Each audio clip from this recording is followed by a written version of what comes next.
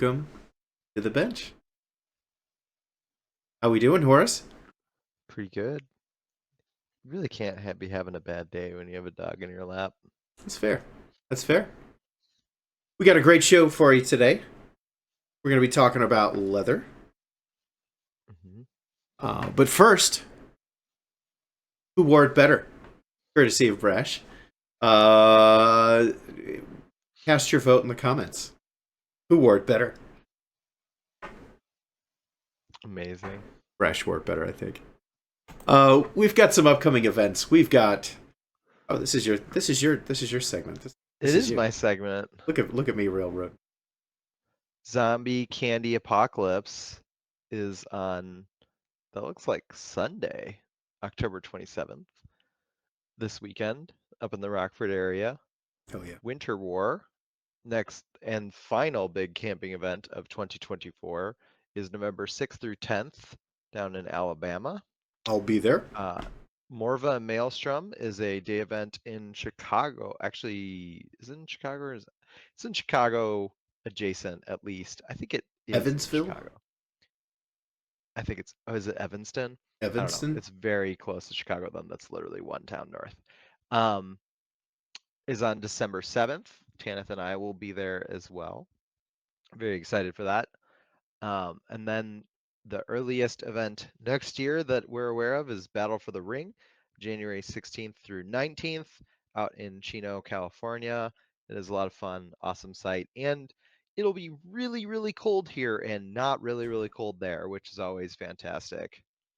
And then Wolfpack Opener as classic boxing in a closet event. It's actually pretty big in there. It's just that there's 500 people and everybody has a spear and a bow and is crammed in as hard as they can.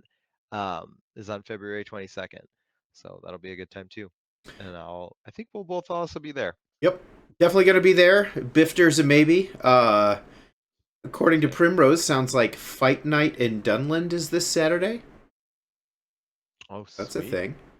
I've been to Dunland. It's a great realm to visit. So definitely worth checking it out. I don't think that's that far for me. It's not. I think it's Terre Haute, Indiana. Yeah, it's pretty close. Is it Terre I Haute? don't know. We'll see. Tournament wins this week. These are both Amtgard tournament wins, but they have special significance for the Tannytown Invitational. Oh yeah, that's right. So Dunland ran a poll or ran some kind of thing where they were talking about like what things do we need to vote on as a realm or something like that. So I put forward changing the name of the realm to Tannytown, and I believed it passed overwhelmingly. So What? it didn't That's amazing. it didn't really pass, but it Oh, okay. unofficially passed. It's Yeah, yeah. Brazil. It's not Terre Haute. It's Brazil. That's my I see, I see. So wait, Brazil. wait, wait. Wait, Is it just like every street that has an unofficial or honorary name? Like yeah, it's honorarily named it's Tannytown? honorarily named Tannytown. That's so cool. um, and here's some little trivia for you. The Rising Winds, which is the bigger Midwest Amtgard kingdom, used to hold their major events in Brazil, India, and Hmm. so good. They were so good. I've been to Brazil. I don't know how many times, but a whole bunch. And those days are past. Tournament wins. Speaking of Rising Winds, the Rising Winds Kingdom Tournament. First place, the Belgram known as Sparks. Hell yeah, Sparks got the Valkyrie first place win. We've also got second place TikTok, third is Citra, fourth is Ultraviolet. And then in the Rising Winds Main Kingdom Tournament, first place, Belgram P1. Let's go! Hell Second yeah. place, Warlord Gemini. Third place, Severish. Fourth place, Belgram Reaver. Sweet. So we had some Belgarth representation at the tournament this week. Just taken over, it looks like. Hell yeah! Winter Northern Lights Weapon Master. First place, the bench's own Warlord Sir Raphael. Yeah. Second place, Warlord DeVry. Third place is Yeah. Rage. So we got some representation going. Heck yeah. Love to see it. let's see. Let's meet our guests. We're not sure if one of them is here yet. Is one of them here? You should know. No, No, she's not here yet. But not quite. not quite. But she will be here very soon. However, we'll introduce Esther Nexus. Welcome to the stream. Welcome to the bench. Awesome. I'm going to take my helmet off because otherwise I feel weird talking about myself and not being able to see people. That's fair. That's fair. Oh, goodness. We also have Paladin Caelidh joining us. Caelidh got a little delayed at work, but she will be here fairly soon. As soon as she gets here, we'll put her on stream. Woohoo. Taking a look at our agenda, we're going to be talking about leather armor and leather working today, so our agenda does reflect that. First on the list is who are Nexus and Caelidh?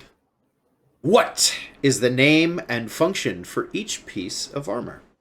How do you kit your loadout? How do you measure yourself and fit your loadout? How do you fight in armor? And how do you make leather armor? Let's cut right into it. Nexus, who art thee? Oh, man. Well, let's see. If we're going back to the beginning of my Bell career, I guess, I'm just solidly a Bell person. I would love to cross-game at some point. I'll get there eventually. But the beginning of my Bell career started in 2011, technically. I was going to school at the University of South Dakota, where there's a whole lot of nothing happening.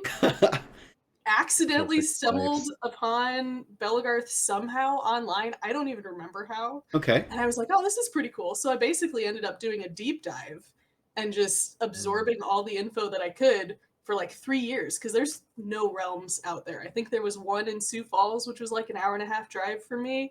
And I don't think they were very active, unfortunately. So I just lived online for 3 years and then moved back to Iowa, back to my hometown, and decided, okay, well, I'm close enough to a bunch of the Iowa realms that it would be fun to go out and hit their practices occasionally. So we had a small group at the university that I'd transferred to. Pause. I'm still hung up on this. You found Belgarth online and lived it for 3 years online. That's wild. It's wild. I know, right? You were meant to be here, like, obviously. Something. It's incredible. That's dedication. It was crazy. I loved it. I was so sad that I wasn't anywhere that was, like, real for Bell. But yeah, ended up in Iowa, which there are real Bell people in Iowa, which is fabulous. Had a small group of people at my university that were interested in going as well. So we decided, okay, we're going to go up to like Des Moines or any of the other places up there. And turns out that we wanted to practice at our local area. Went in with a full spiel, ready to tell the athletics department folks, the very sportsy folks, that we want to practice at the indoor location that we have, and ready to explain this nerd game. And the guy that ran the whole thing stops me halfway through my spiel and goes, wait a second, is this called something else? And I was like, well, we've got a sister sport called Dagga here. It's very similar. And he's like, I did that years ago. So it turns out that he was a Dagga player years ago. And he's like, no, if we're going to do this, we're doing it the right way. And so we ended up starting a tiny realm in the middle of a Quaker college, which Quakers are pacifists, by the way, in case you didn't know. So we started a full contact sword fighting group that everybody was into. Unfortunately, we ended up kind of disbanding it because the majority of that school was under athletic scholarship. And when they realized that this is a full contact game and how many people we had interested in it, they started putting writers in the scholarship that unfortunately killed our stuff. But it was a lot of fun. We loved it, and the university loved us. And I still have actually a very large majority of the people that were in that tiny realm are still in Bell or wherever they ended up. I think there were some Nero folks at one point that are still active in the community wherever they are. So that's really super sweet.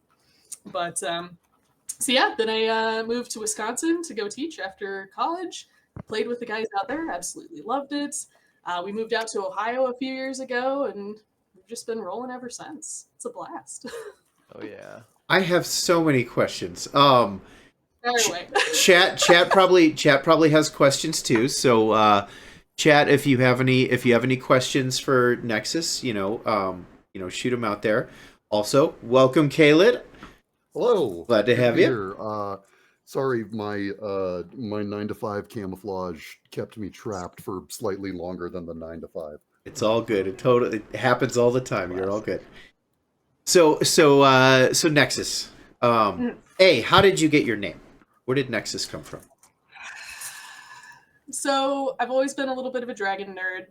And when I was trying to figure out my name, because I didn't have anybody around to name me accidentally, I was looking for something kind of cool and dragony. Blessing. And I couldn't really find anything that was really clicking. And I think I was reading something for a class and came across the term Nexus. And I was just like, oh, that's a cool sounding word. Maybe I'll take that for my name. And that's literally just how it ended up. And at the time, I don't think I fully understood what it meant. But it ended up being really ironic because I ended up going on to start up a realm and make a connection point, and a nexus is a connection point, basically. Okay. And yeah, it ended up working. That makes sense. That makes sense. That's so great. Yeah. And then Pickles asks, "What's your preferred fighting style? Like, what's your kit typically?" So I truly and deeply love glaive, and that's originally what I was playing around with. That's actually how I met my husband in the sport. Since I'm squiring now, I've grown to really enjoy sword and board a lot. So yeah.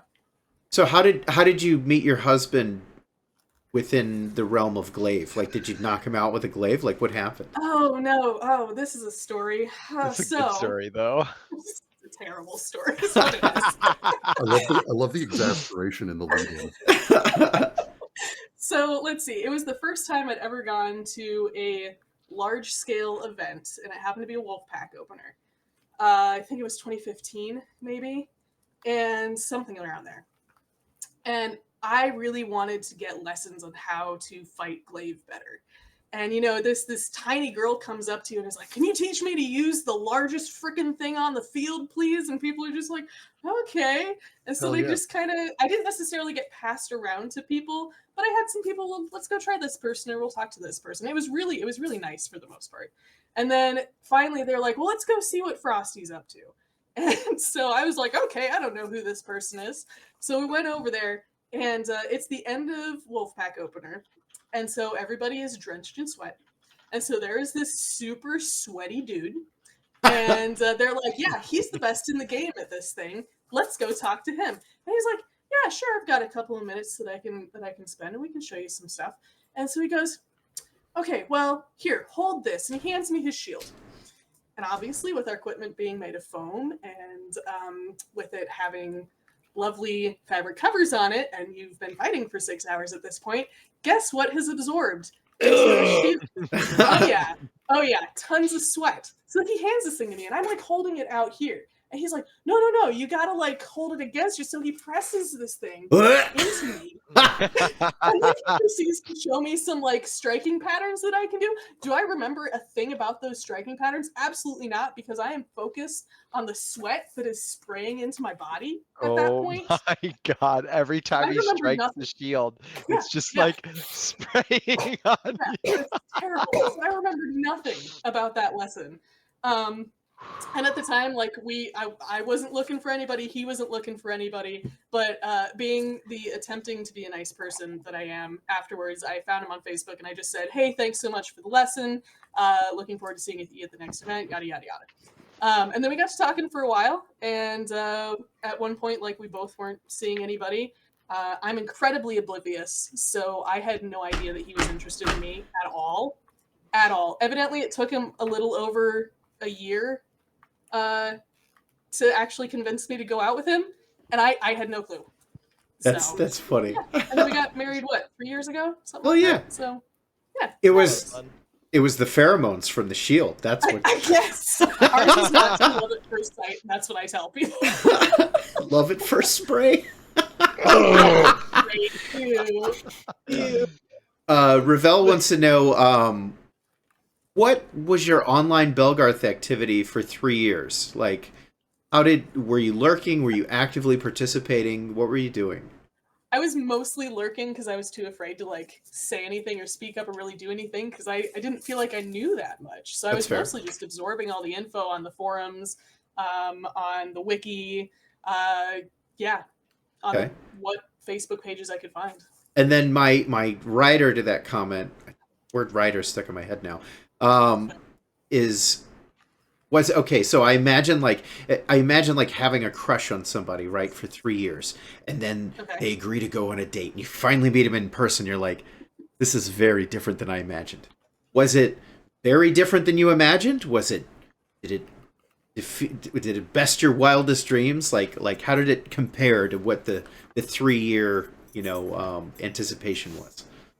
Honestly, yeah, it was like my wildest dreams and more Okay. because sure you build up stuff in your head as you're reading about things, but then when you actually get to go do it, it's a whole completely different. Okay, I'm addicted now. Excellent, let's roll. That's fair. Thank you for the follow, Ravel. Pickles had a few more questions. Are you in a unit?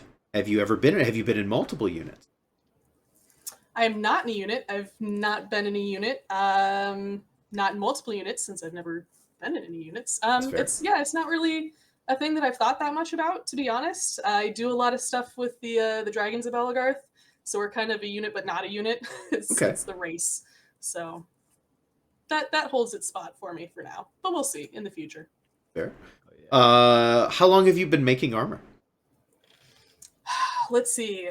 I started any sort of leatherwork with armor in 2018, I think it was. Okay. And it was mostly just because, hey, I really like the look of leather armor, and I started looking into like buying some, and I'm like, I can't afford the look of leather armor. So instead I spent a ton of money on the stuff to make armor, which I could have just bought my armor for Fair enough. at that point. So but yeah, that was the start of it, and then I really started getting into it in like 2020 Okay. during COVID, and I had the time to actually do it. And I had a piece accidentally blow up online, and then I started a little business with it, and yeah, went crazy from there. Who are you squired to? Sir Beauregard, out in Wisconsin. Yeah, I love him. And then last question, which is more of an invitation, I guess. Sounds like Cord wants to have you on the Goblin Storytime show to talk about That'd be fun. dragons. So that might be a let's lot do of it. fun. Absolutely. I love talking about dragons. Moving right along, Paladin Caelidh, how are you? I'm good. Apart from having to bust in like direct, I was ripping off my work uniform as I was coming up the stairs. Yeah, I'm good. It's a lovely day. Heck yeah. I'm glad I was able to make it on time. I have a question for you. Yes, please. Who are you? So I'm Caelidh. There's a lot of people that probably originally met me as Caelidh. And then there's an entire separate contingent of people that know me as Cornfed. For better or worse, I've been someone that has picked up names everywhere I've went, like for my entire career, because I'm just incapable of keeping my mouth shut and I'm incapable of not raising my hand. Felt. For better or worse, there's definitely people who will say that's for the worse. I think that I would agree with them probably a lot of the time. There's people who definitely say it's for the better. I will occasionally agree with them. I started fighting in 2009. Okay.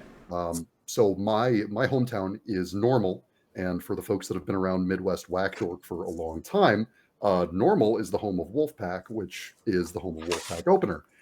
So I was in high school. We had a band concert on like the same day as Opener.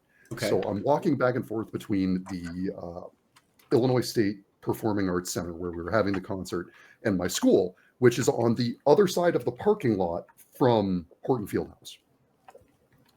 And I had just discovered the bellboards like a week prior to this, looking for melee weapons for like Nerf Wars.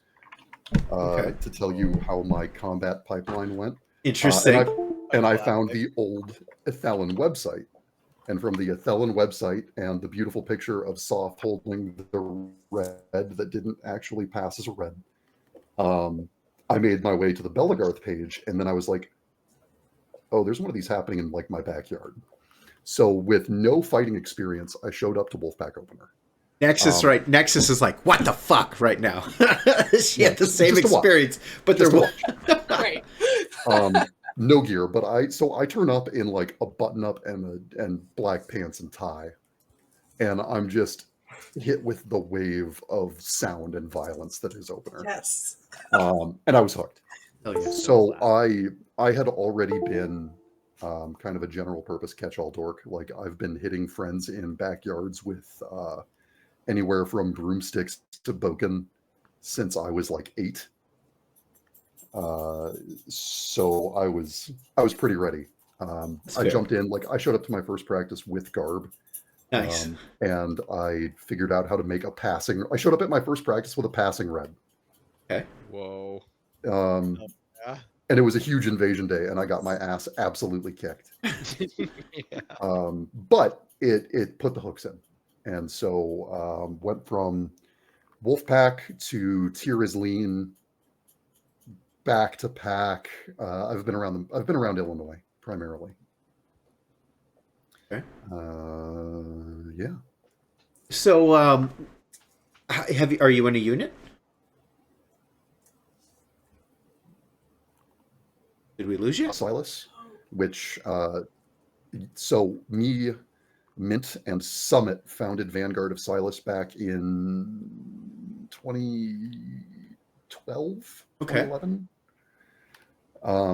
It was the three of us. It started like the roots of it got set while I was still in Hydra.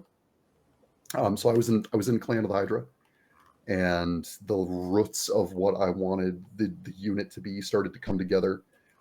Because at the time, if you wanted to be like a good guy or you wanted role play in your stick dork, you joined the Order. If you didn't join Horde, so I did not join the Order. But Silas kind of sprang out from the ground around that.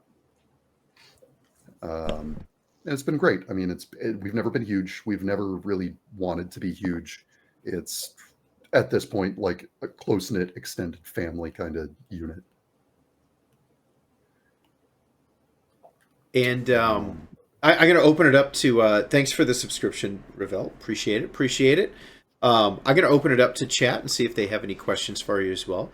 But I'm going to ask you some of the classics in the meantime. Yeah. What's your favorite weapon combo? My favorite by time used is sword and board. Okay. I've always been a sword and shield fighter. Recently, I've been playing with the tiniest strap I can get away with and being absolutely punished for every bit of bad footwork that I've ever thought about having. I really want to get good with red. Okay. That is one of those, like I started it. I read all the way through Berserk. I've been a giant sword dork my entire life. So there's part of me that's just like, someday if I ever go really hard in the grind and get really good with red, I can tick that one off of the old list. I've got a sweaty guy you can talk to about it. You know what? I will definitely talk to that sweaty. The last time I saw that sweaty guy is when I made him and a bunch of other sweaty people run in circles for like 15 minutes at Oktoberfest. A fair warning: you might get sprayed with his sweat and then fall in love with him. It's happened before, so just fair warning. It's true. It's true. I think that I have an unfair inoculation against other people's sweat pheromones by how much of my own I push. That's fair. The wet shield thing that you were talking about, I was just like, oh, that's every shield. Every shield I've ever had ends up with a salt ring around like 75% of it, where I can bring it up to wipe my brow. So I'm also a massively sweaty person, and I for a long time I would have these scratches across my face whenever I'd fight because my gloves had like a leather inside, and I'd wipe the sweat, and it would cut me open eventually. So I just had these scratches all over my face, and I had to train myself to not wipe my sweat with my glove. Pickles wants to know: is your gift for finding awesome squires innate or learned?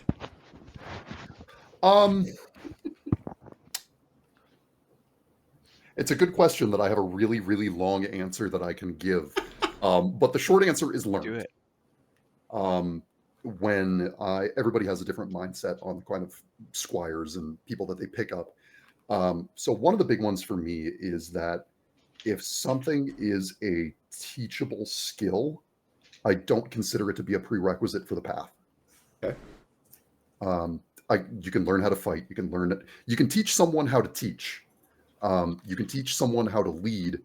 But the two big things that I have found over time are really hard to bring out of people that are not innately seeking it and cultivating it themselves are drive for growth and which also includes drive to grow the community around you, and caring about your fellow person, because it's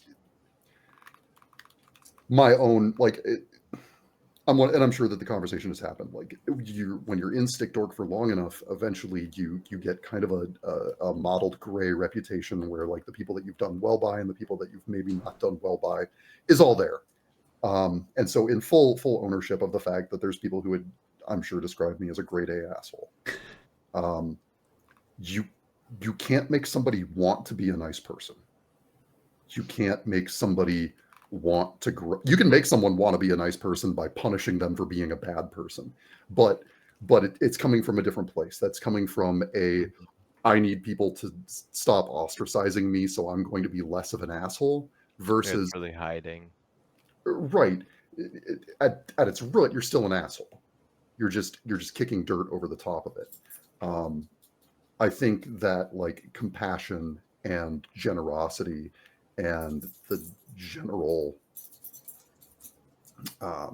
want to see the people around you succeed is part of what makes a good night a good night, because it's about uplifting the people around you. And so, to get back to the original question of how do you pick your squires, to name names, Brazen and Goldbug are both people that do that uplifting. Sense. They are. And when you have already positioned yourself that you want to uplift people, more tools in your toolbox means that you're going to be able to uplift, either help those people more, or you're going to be able to help other people that previously you didn't have the skills for. That's pretty poignant. That's good. How did you come up with your name? The original Caelidh was just kind of slapping sounds against each other until I found a name that kind of worked. And then that became my online handle for everything for, oh my God, since like 8th grade. So for 14, 15 years in everything, I was Caelidh. And the name kind of grew and expanded from there. And then when I transitioned, I was like, all right, I kind of want to put a pin in it. I want to roll it over. And also, Caelidh being a 3-syllable name means that everybody called me something else. Yeah. I was Kale, I was Cal, Cornfed, a bunch of folks. But anyway, so Caelidh is basically an anagram of Caelidh. And then a week later, Elden Ring dropped, or all the location names in Elden Ring got leaked. And there is an entire region of that game called Caelidh. And it is spelled, Nice. it is one letter different from my fighting name, as I had it on paper. And I was so Prescient. No, I'm so innately contrarian that I'm like, to hold the language for other places. But then I calmed down a little bit and I was just like, all right, I already like it. It's already stuck. Let's go. It's fair. Yeah, so that's where the name came from. Appreciate it. Appreciate Rob McGhost for giving us a like. Oh, what up, Archon? Let's head back to the agenda here. We're going to talk about armor today, and so we're going to start things off with what is the name and function for each piece of leather armor. And I have a little handy guide here just for armor. But Nexus, since you sent me the picture, let's start with you. I did not walk send us you through that it. picture. You didn't? Who sent me this I picture? didn't. Caelidh, That did was you send Caleb this? sent you that picture. That was Oops. me. All right, I already fucked it up. Caelidh, we'll start with you. Take us through it. All right. Waiting for the image to. I know, right? I'm pulling it up too. That's fair. A little bit of a There stream we go. delay I had to sometimes. refresh my stream. I'm just gonna. I was like, why is it blurry? And then I was like, oh, we're all blurry. Okay. So I'm not currently looking at the stream. So top to bottom, if that correct image is up, it's art by Iron Lily. You should follow them. They do great art. They put a lot of effort into making things like historically proper for various stuff. It's primarily art of women in various stages of undress as well. So, various asterisks and warnings there.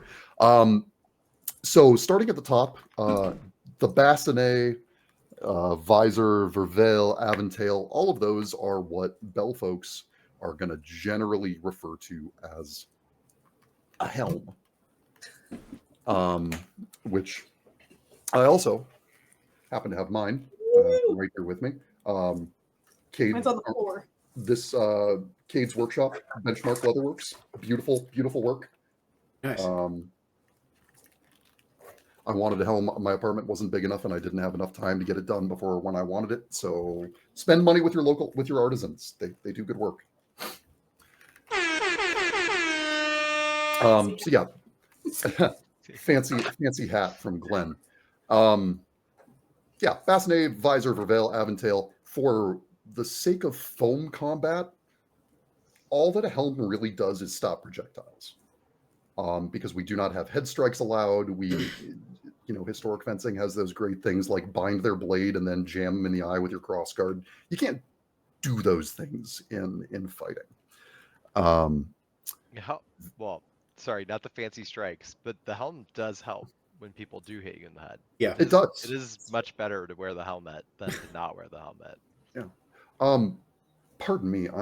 I actually need to step away for a second. I'm getting a call. I'm sorry. do your thing. No, that's fine.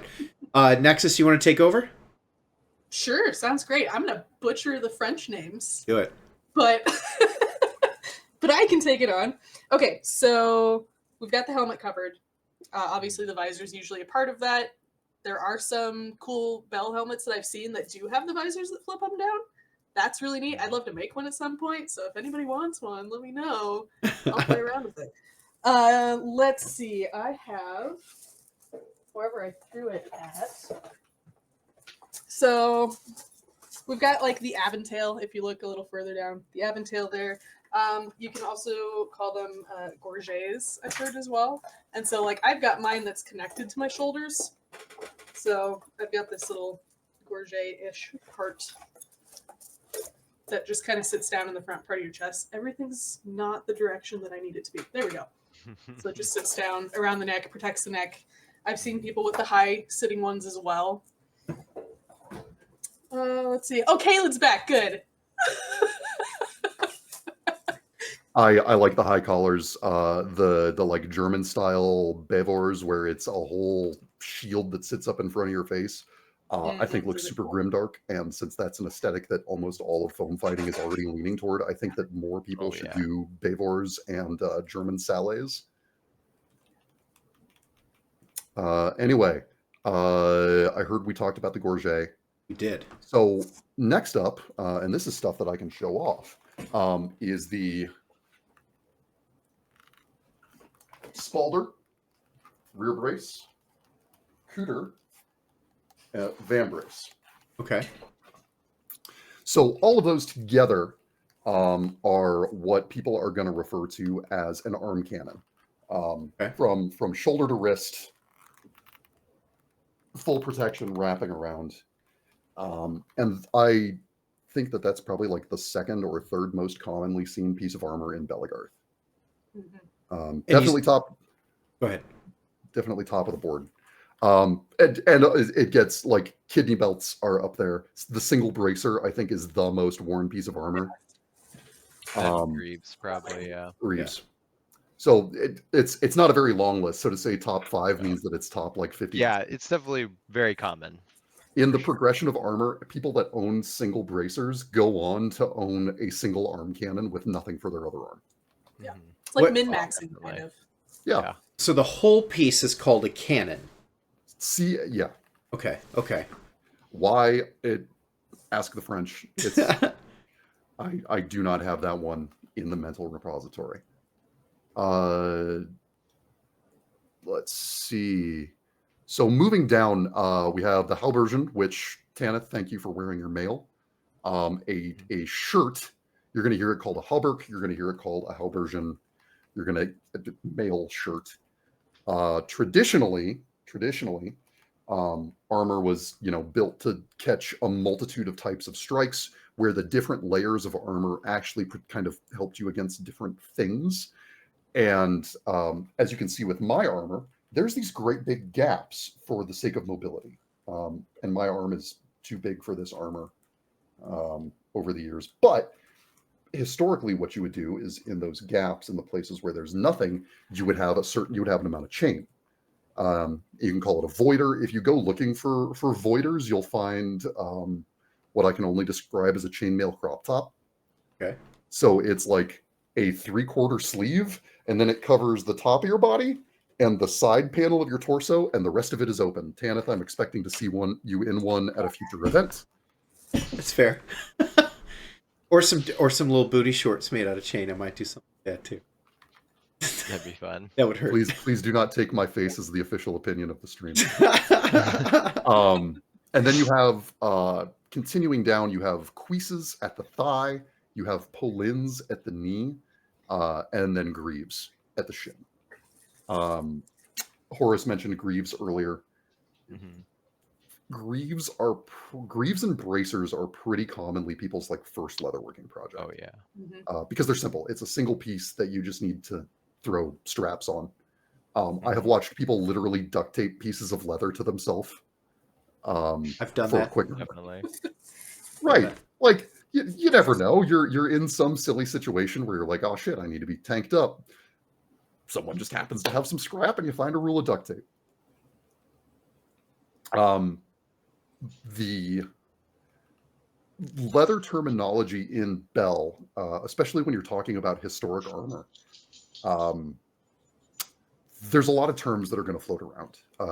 You'll rarely hear it called a vambrace. You're going to hear it called a bracer. Durinar, cannon literally just means tube in some language. That makes sense. Yeah. So it's kind of like fighting. Depending on where you are and who you're talking to, you're going to hear the same thing referred to with different names. And so when you're discussing armor terminology with people, if they use a word that you're not quite familiar with, just ask them to hey, touch the part of your body where that goes. Point it out. Yeah. So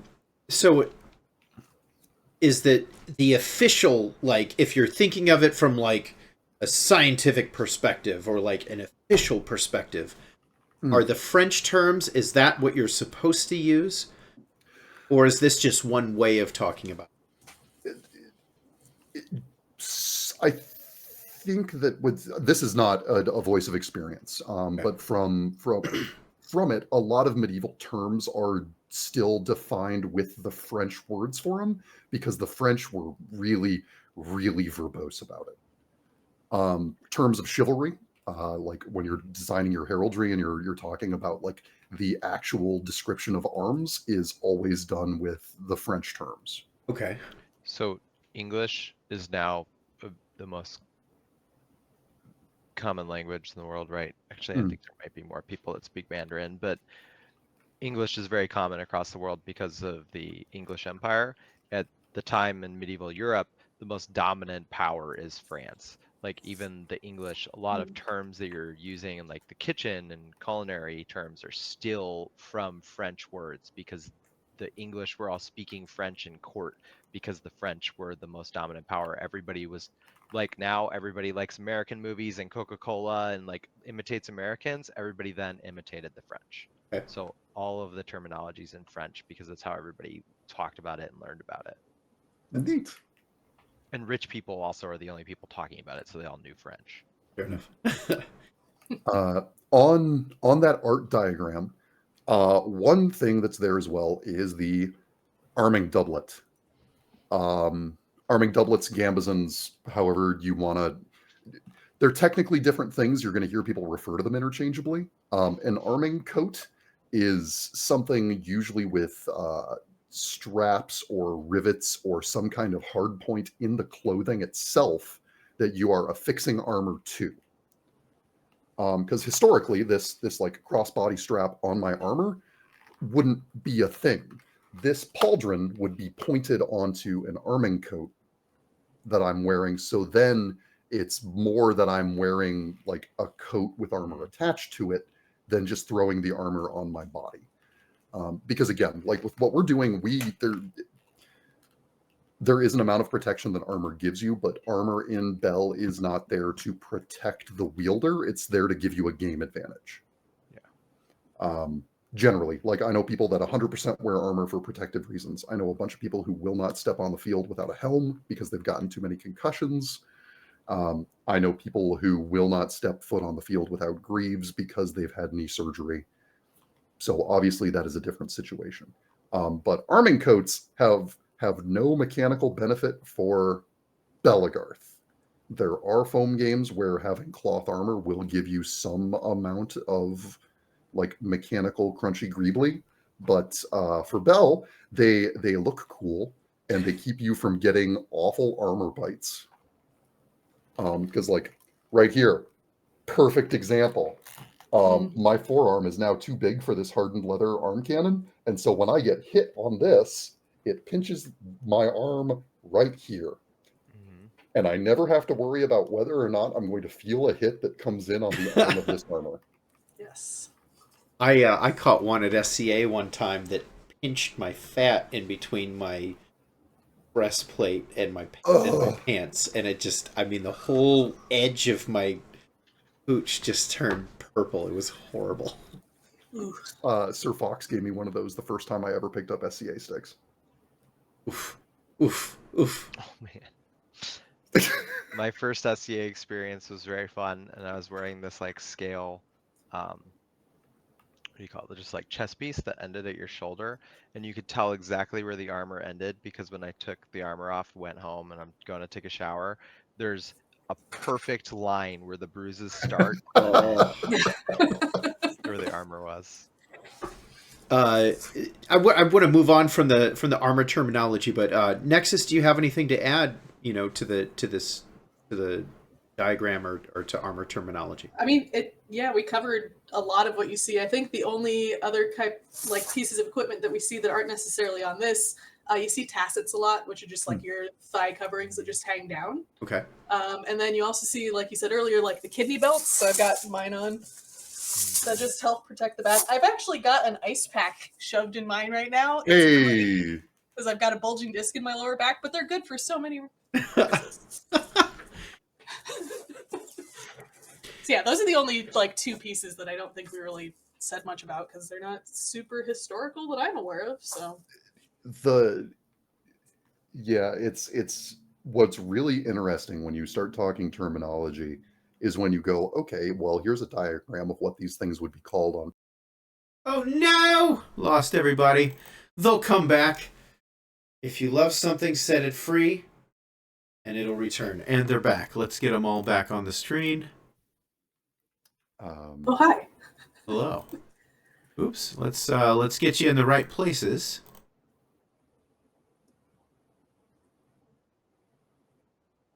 Fun to go like, okay, how do we break down this piece of totally implausible fantasy armor into like realistic usable pieces? Which I'm sure I know you said you wanted to move on, but I'll find a place to continue talking about that. Fair enough.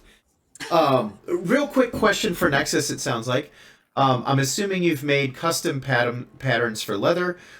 What is your process? We'll get to that. I'm gonna put a pin on that question. We're gonna get to leather making in a little bit. Until the end. Until the end. So moving on. Now, getting down to brass tacks for our average Bellegrim. How do you kit your loadout? So like, what I want to do with this section is talk about, we're going to go through each of the traditional loadouts and say, okay, what are the priority pieces here? And we'll start with sword and shield, since that's kind of a really popular one that most people have experience with. Kayla, let's start with you. How would you prioritize kitting out a sword and shield?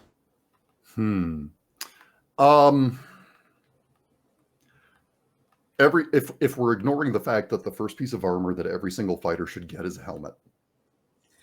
I don't think we should ignore that. I think let's say that. Yeah. Let's say that. That's number one. The first thing that you should get is a basic helmet. You can make or buy a really simple like cap helmet for not a lot of money. It doesn't take a lot of leather to do it, but it immediately gives you protection against the only things that can hit you in the head and kill you. So after that, with sword and board, my loadout progression went sword arm armor, because that is generally the most exposed part of you while you're fighting. And then continuing to trace down your sword side. So a kidney belt is usually what follows up arm protection. A lot of those like tricky shots that would get up inside of a kidney belt are gonna be protected by other things or just like through the movement of your body. So picking up the kidney belt is gonna protect you against like hip chops, inside stabs. It's gonna make the person reprioritize to higher on your torso, which is gonna give them a harder time breaking into your guard. If they're just trying to be clean about it, like if they're not trying to be clean and artful about it, they can just hammer you down and you die from like 1,000 cuts. But if you're trying to do it in one, an armored shield, an armored sword arm, and a kidney belt is going to make the person immediately shrink their target to about that much space. Okay. And then I would say shield side, shoulder. Okay. So like 2 pauldrons and a bracer and a kidney belt or an arm. I actually have a right side pauldron that matches for this. Okay. And then greaves after that. Okay. Being in and out, having your shield, having something to get between you and your opponent. I think that greaves are a little bit, they're less important, but a lot of people die to legs on the line. So kind of depending on what kind of game you're doing, greaves are more or less important. Bridge battles, greaves and helms. That's it. So your order is sword arm number 1. Well, helmet number 1. Helmet number 1. Sword arm. Yep. Kidney belt. Mm-hmm. Shield side, shoulder. Yep. Greaves, all the way up. Those are your priorities. Yep. Nexus, what's your take? Yeah, completely agree with all that. Agree. Okay. Yeah. Boris, what's your thought? I have such an opposite thought. This is so interesting. I actually do like helmets just because it really, I'm not kidding, it really helps people whack you in the head when you're wearing a helmet. It, like the difference between a bad headshot and being like, whatever, and then whacking them is like night and day. Mm-hmm. But having current and former Numenorian, like every knight in Numenor back in the day, they might not use any other piece of armor, and every single one of them had greaves. Greaves cover the part of you that is always open, and you don't want to block your legs. And so even though it only gives you 1 point of armor, one thing that greaves do is they make your choices for your opponent very annoying, because you actually never really want to swing at someone's greaves, because if you do, they just run you down. And that was something all the knights in Numenor would abuse. If you went to swing at their greaves, they were like, okay, I'll take one on the leg and I get a free kill. And now I'm through the line, I'm into your line. They're okay with that. You know, you reset battles at a certain point. So it's not forever, but greaves are a huge advantage in just the sword and board fight, in that it is very annoying to fight somebody in greaves, because it changes your calculus for how you fight them. You can't leg and leave them. You can't swing at them and risk them just running you over. So I think from there then, shoulders are actually probably the ones that are next as far as like good. I would say that helmet first for other reasons. Again, I like that, but greaves would be my next set. Shoulders then after that are probably the most useful. getting one shot sucks. Getting wrapped on the shoulder or getting slotted, that's like the most likely way that you'll just get chumped. And even though it's actually, as you get, if you're just getting armor, you're probably starting fighting, and those are the places you're going to die to the most. I would say that I almost never just get shoulder chopped. Like that's actually, and it's not that it doesn't happen, it's just like rarer as you get better at defending yourself with your shield, and you're blocking with your sword. But shoulders are a good spot just because if you get hit by a flail, like sometimes you just don't have time to like move your shield out, or you don't want to move your shield too far because then you're going to get stabbed. So you'd rather risk, just tipping it a little bit, and maybe you're still going to get hit by the flail. So then it gives you another point where you can like armor and then whack them. And then after that, a bracer is good. I don't personally like bracers that much because a bracer, although it does give you the armor, like I find that even though I hit other people in the forearms a lot, most people don't swing at your forearms that much, or it's just really easy to dodge or block with your hand because like that's already pretty close to your hand. But then from there, body protection is always good. Like Caelidh said, if you have a kidney belt, it actually makes it really annoying. Now there's spots you can't stab. There's spots where you might hit them and you might kill them, or you might hit them and they're just gonna say armor and smack you, and that's not great. So any piece of armor is gonna change your opponent's calculus. Even if you're not wearing full armor, it changes what they can do. And then I would say that as soon as you drop the shield, then body armor, like a chain suit, becomes very, very useful. Just because it's going to give you an extra point and you're just more vulnerable. The biggest thing that I find with armor is no matter what you're wearing, but especially if you have a shield, if you can get bracer, greaves, and helmet, you become very, very annoying on a line because you can stand almost completely freely, much closer to the enemy than they can stand to you if they're not wearing armor. Single stabs do not go through your armor in Belgarth. You're completely immune to them. So if you're wearing a helmet, you can't get shot in the face. You can hold your shield in front of your chest. The only place they can shoot you is in the legs. If you're in a big line, they probably can't shoot you in the legs. It's just really hard to do unless they're like walking up to the line and like shooting you in the legs, which you can watch out for. You can still block with your shield. You're just not going to get hit there. And if they have a spear, their range is now limited by an entire arm length because they can't let go of their spear and stab you. It doesn't hurt you, essentially, because your shield's in front of your body, it's in front of your legs, and then they can really only hit you in the greaves, or there's your quad here, right? So you only have one spot that you really need to think about blocking, and that changes your calculus of your fight a lot. You can walk up a lot closer. It's really good. And that's what I find is the main use of a bracer too, is if they just try to stab you from far away, you just like Wonder Woman it and like block them with your arm. If you're using a red too, bracers are really cool. It actually kind of makes swinging a red harder. But it is really cool if you're in a line because if they stab at you with the spear, you can just block yourself with your bracers and they can't really hurt you. Most people just try to stab straight for your chest after you swing, and you can just. We'll get to red. We'll get to red in a second because I want to go through each of the combos. Oh yeah, sorry. No, you're all good. So I'm with Horace on this one because I was thinking that number one thing, all things considered, I want to go Greaves. That's my number one thing. Well, helmet. No, I'm sorry. Helmet. Yes, helmet. I don't take a field battle without my helmet anymore. I'm going to put it on. Number two is I want to put some Greaves on for the same thing you talked about. I want to block that one shot to the leg, keep my mobility up. I found that fighting in a field battle, people fight you a lot differently than if you're even in a ditch, especially if you're sparring. So the shoulder wraps and stuff like that, you just don't see those as much unless you're going against a high end opponent. And if I'm fighting against a really high-end opponent, I almost feel like I'm better served being completely naked because I just have all of my agility at that point, and I'm not tied down by any armor. I'm just better. Against somebody that's like at a top end skill level, I feel like I'm just gonna do better if I can fight to my fullest potential. But leg shots, yeah, let's block those leg shots out. Third priority, I'd go with hips and upper legs.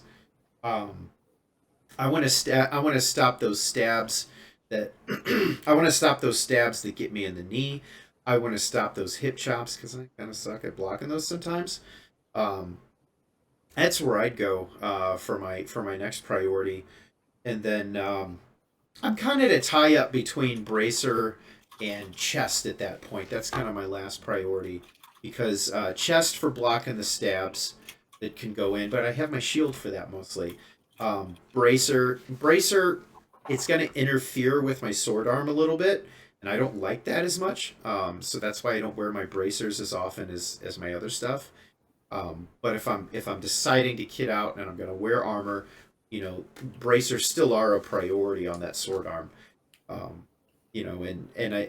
so that I think chest over shoulders because you don't see as many wraps in field battles. People usually just swing at you most of the time. So having that stab protection I gonna help. Um, let's talk red. Caelidh, what's your thoughts on prioritizing if you're using a red? I think Horace hit a really good one there with the bracers. You spend so much more time because you have less of a passive defense. And any fighting opinion that I state, let it be known, I consider myself about a C+ fighter. My homework passes, but I'm not getting any smiley faces up on the board. Yeah, same.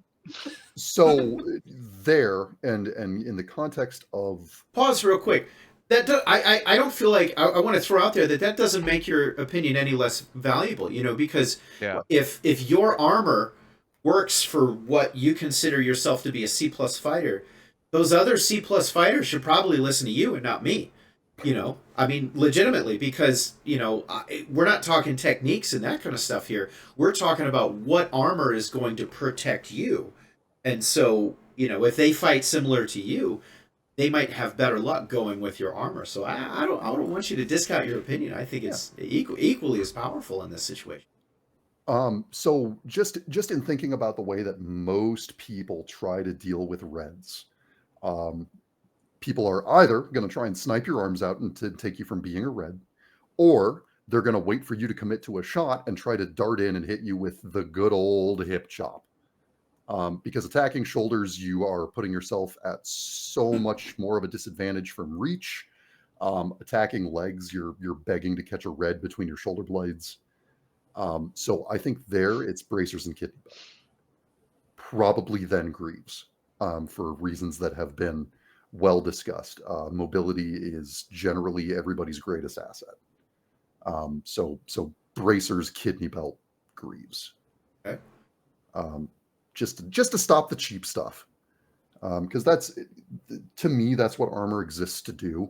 It's in the pitched heroic combat where it's you versus the guy that you've been talking hot smoke at online for the last 6 months. Or 3 years in some cases. Right.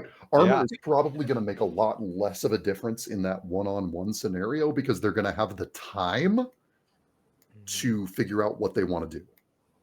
Armor is at its most beneficial when you can force your opponent to have to deal with it. Yes. Nexus, what's your thought? How would you prioritize using a red? Or a glaive? We can say a glaive, So, helmet first. Hmm. Because if you're out there and you've got a red, you are prime target now for those archers.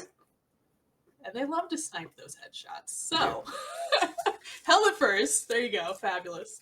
I am almost never on the field without my kidney belt. If I just am minimal kit, I will be in kidney belt and probably helmet for me personally.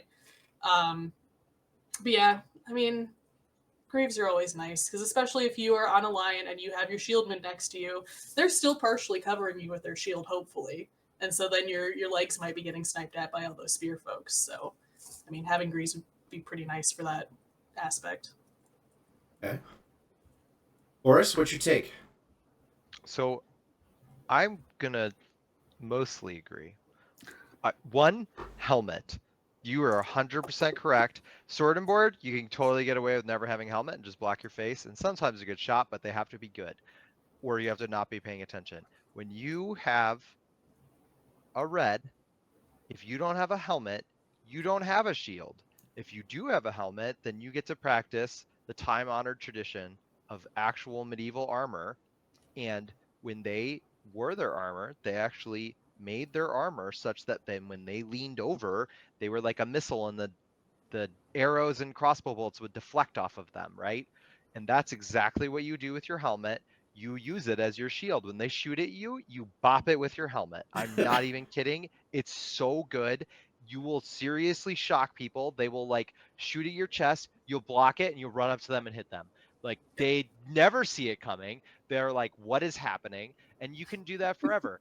Don't use your shield to block other people. You're going to get smacked in the face and it's going to suck even though you have the helmet on, because they're not going to think that they're going to hurt you and they're going to be swinging at somebody else. They're just going to knock you over. But for yourself, absolutely block your chest with your helmet. If they shoot at your legs, just move.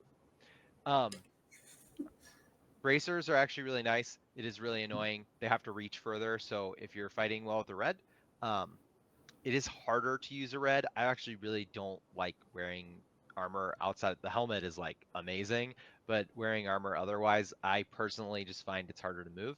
I do think that upper armor is actually more important than lower armor with the red, at least at first. Once you get, because mostly just people will not hit you in the legs when you're fighting red. They will just try to kill you because you don't have a shield. They just think they can hit you. So until you actually get good with blocking with a red, you'll just never get hit in the legs. You'll always die. That's actually when my knees are hurt and I can't really go down before they had posting. I would just fight red because I would never get legged. I'd die, right? Like they'd always kill me. They would never hit me in the legs. Now I'm much better at blocking with the red. And so I get hit in the legs all the time because they come in, they throw 7 shots. They're like, wait, this guy's still not dead. And then they hit me in the leg and run away. And I'm like, damn it.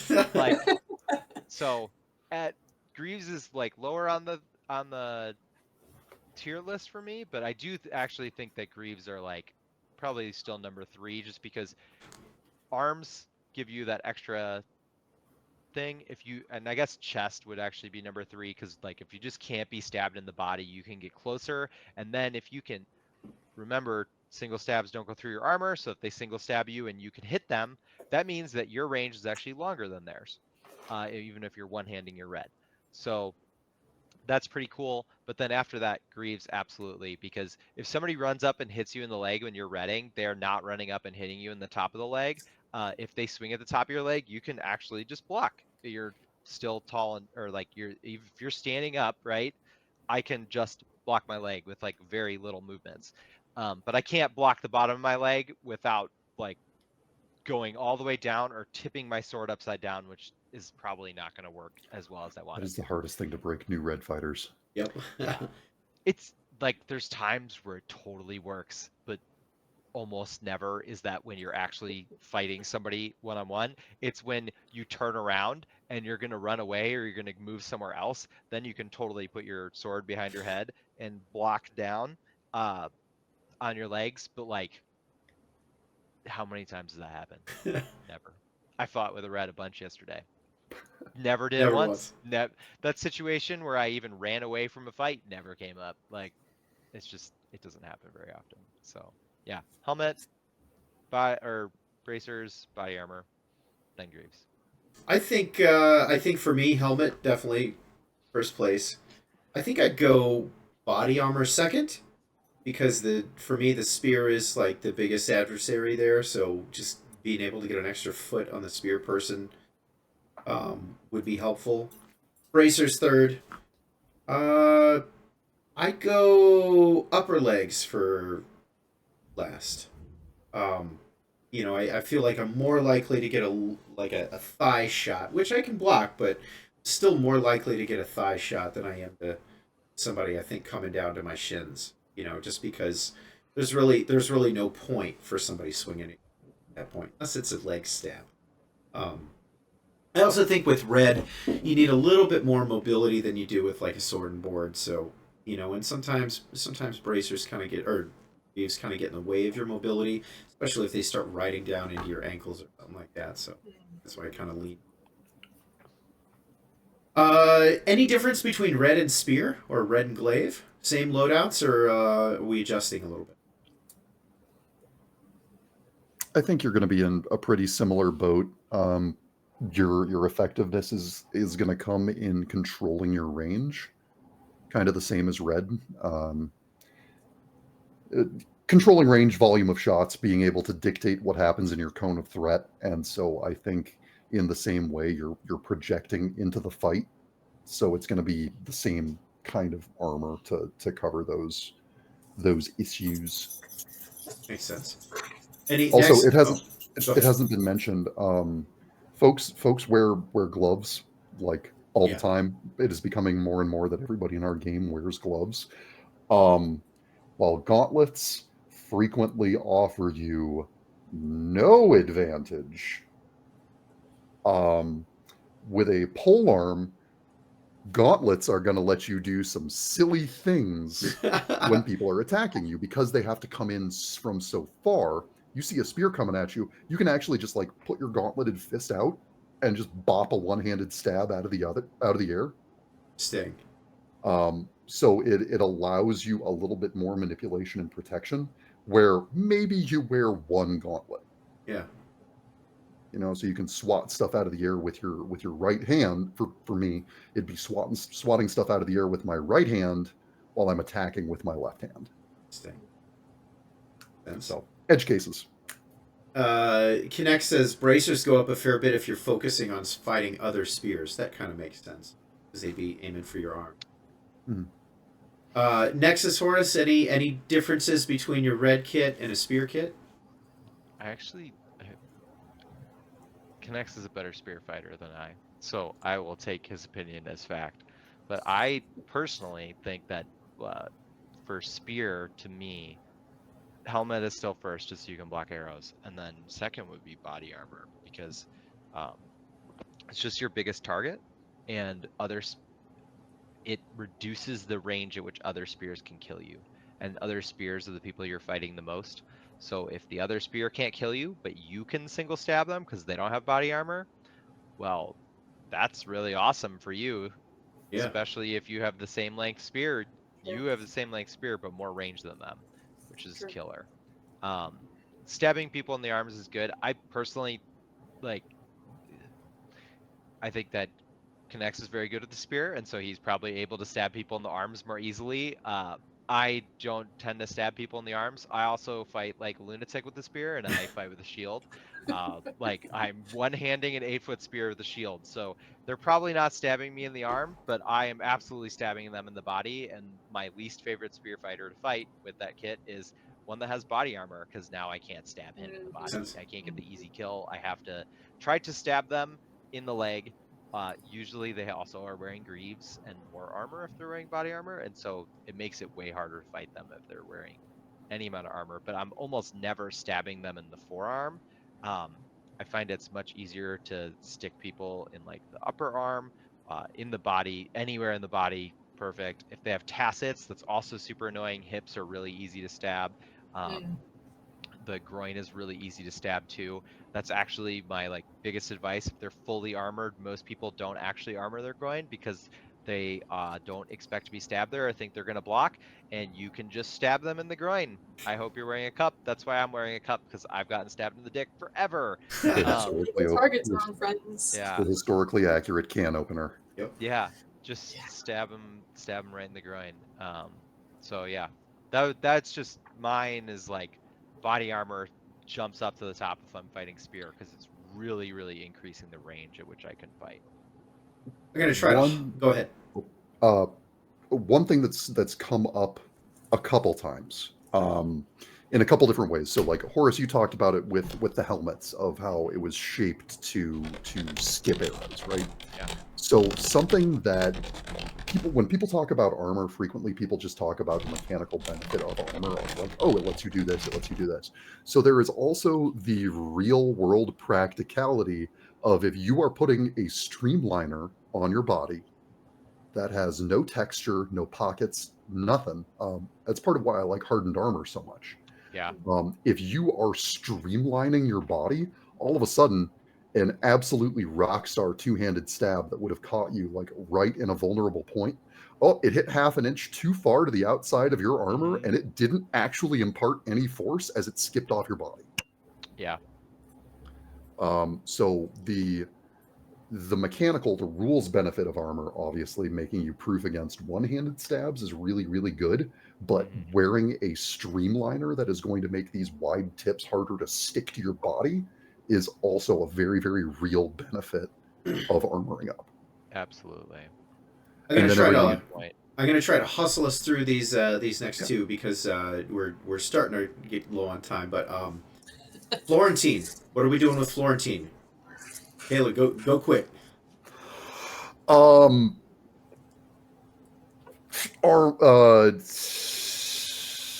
Probably bracers, chest, kidneys.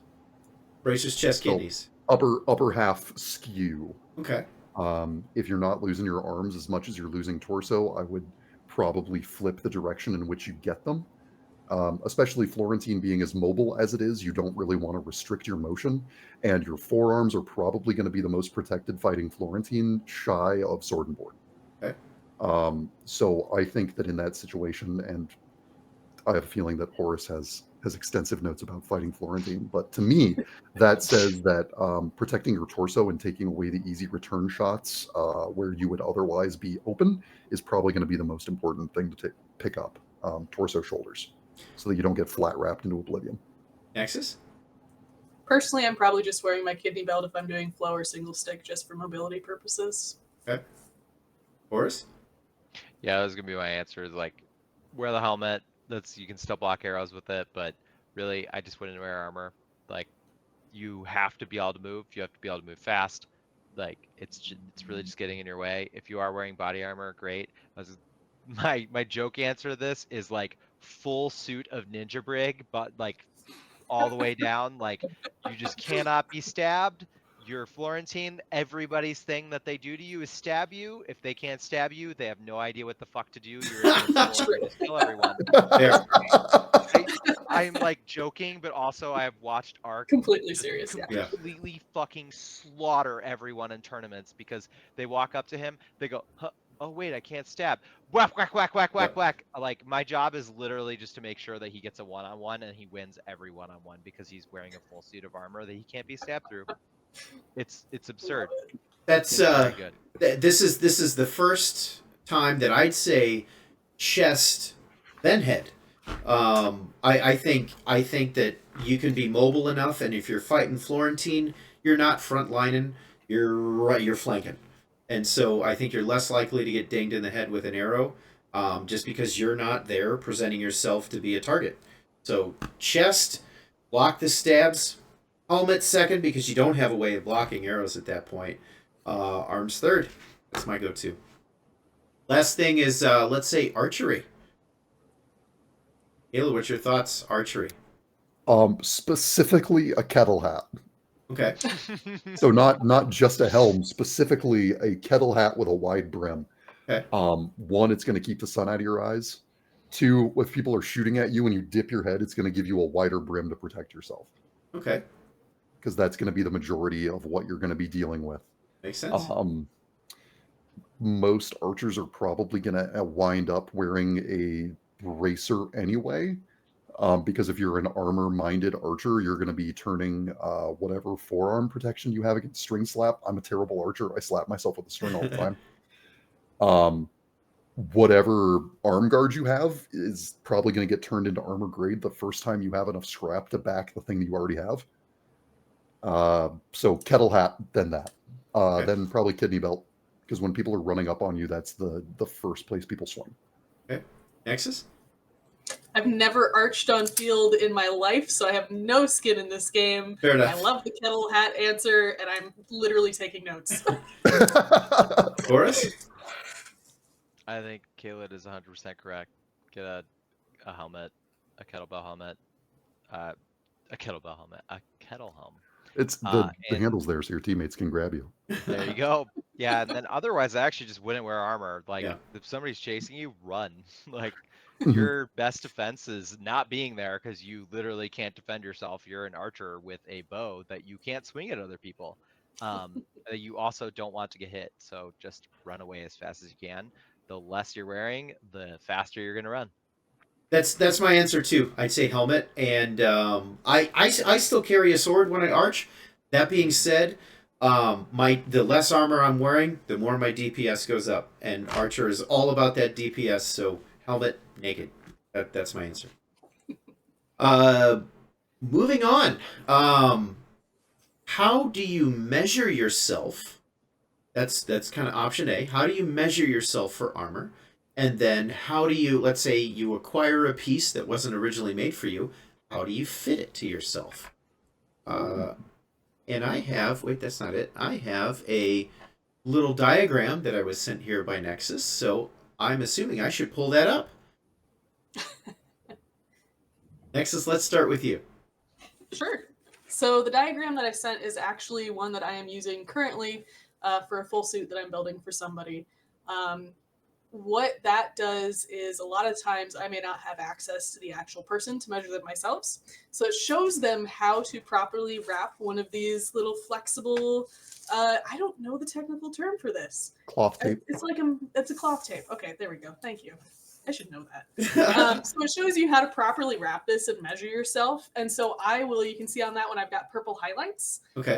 Those are the measurements that I need from that person, depending on what pieces of armor they want from me. So you can see all the different stuff I've got highlighted because it is a full suit.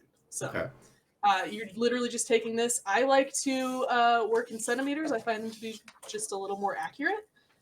So I will tell people to, give me your measurements to the nearest centimeter. Interesting. That's super interesting. Okay. Yeah. And if you don't have one of these, you can always just take a piece of string and you can wrap it around whatever spot you have, cut it where it needs to be cut, and then you can measure it out just on a regular ruler or something like that and give us measurements that way. So let's say I'm measuring myself, right?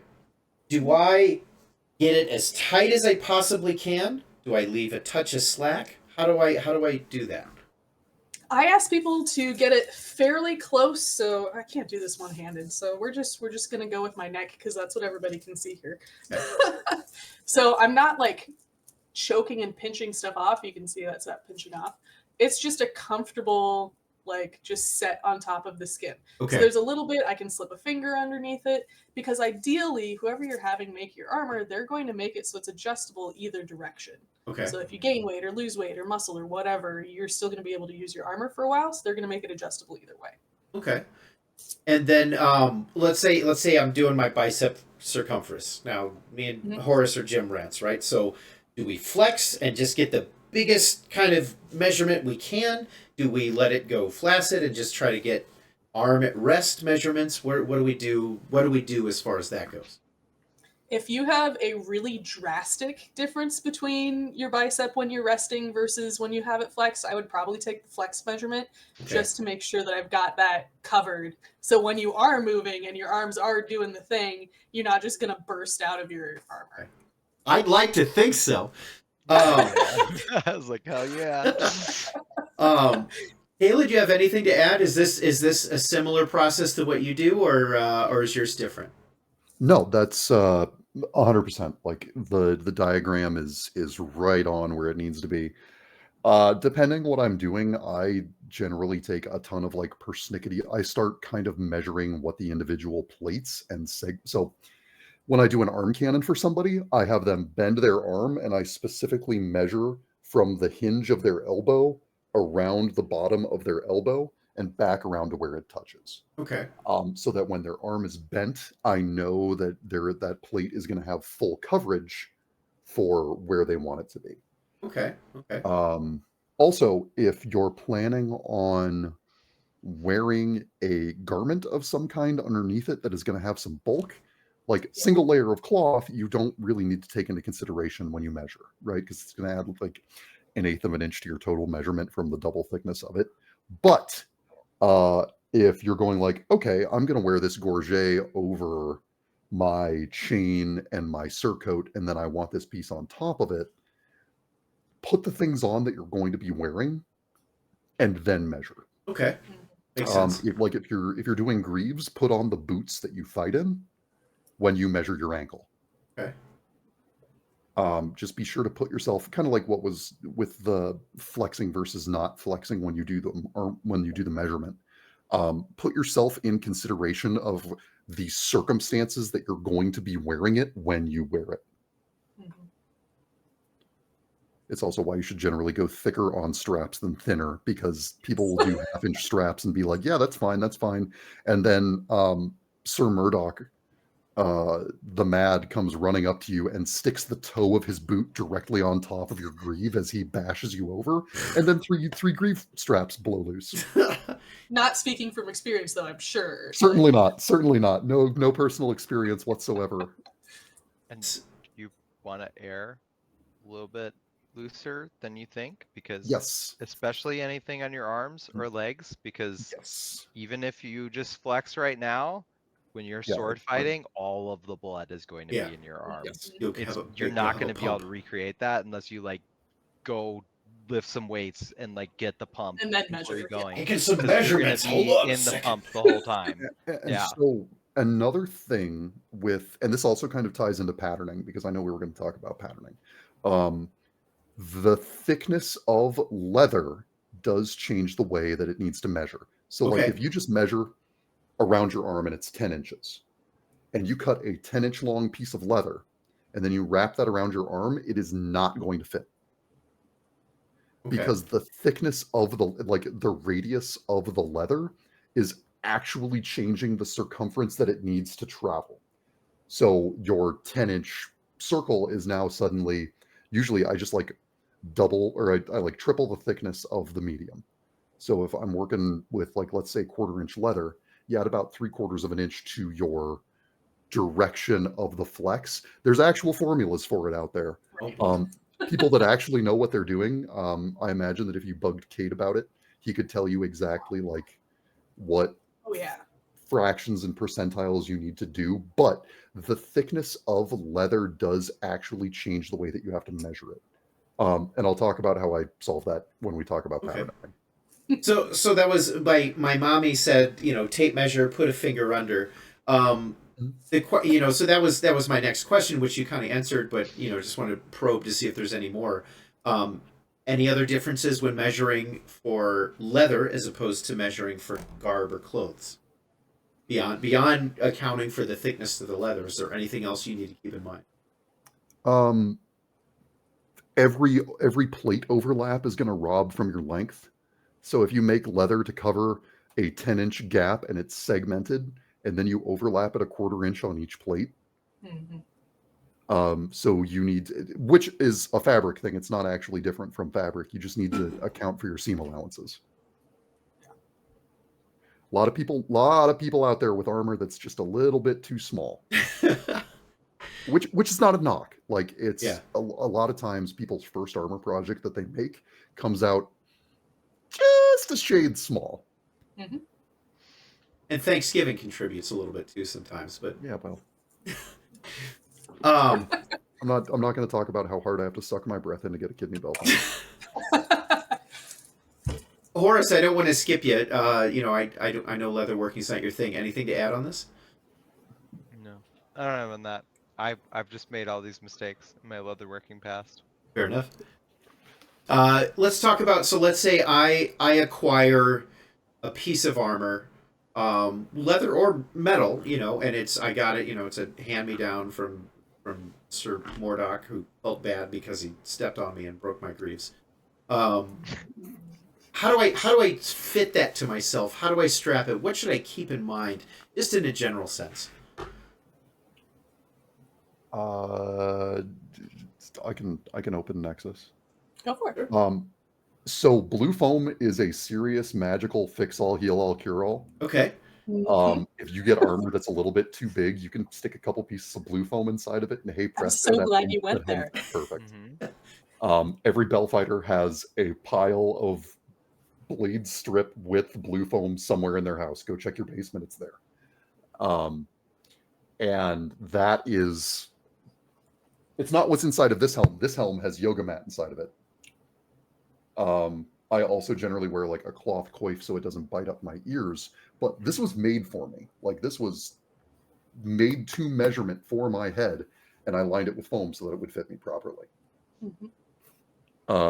Another hack for helms that somebody showed me in the SCA is you could buy the inserts from a U.S. Army combat helmet, Yes, and those work really well because they're designed for helmets.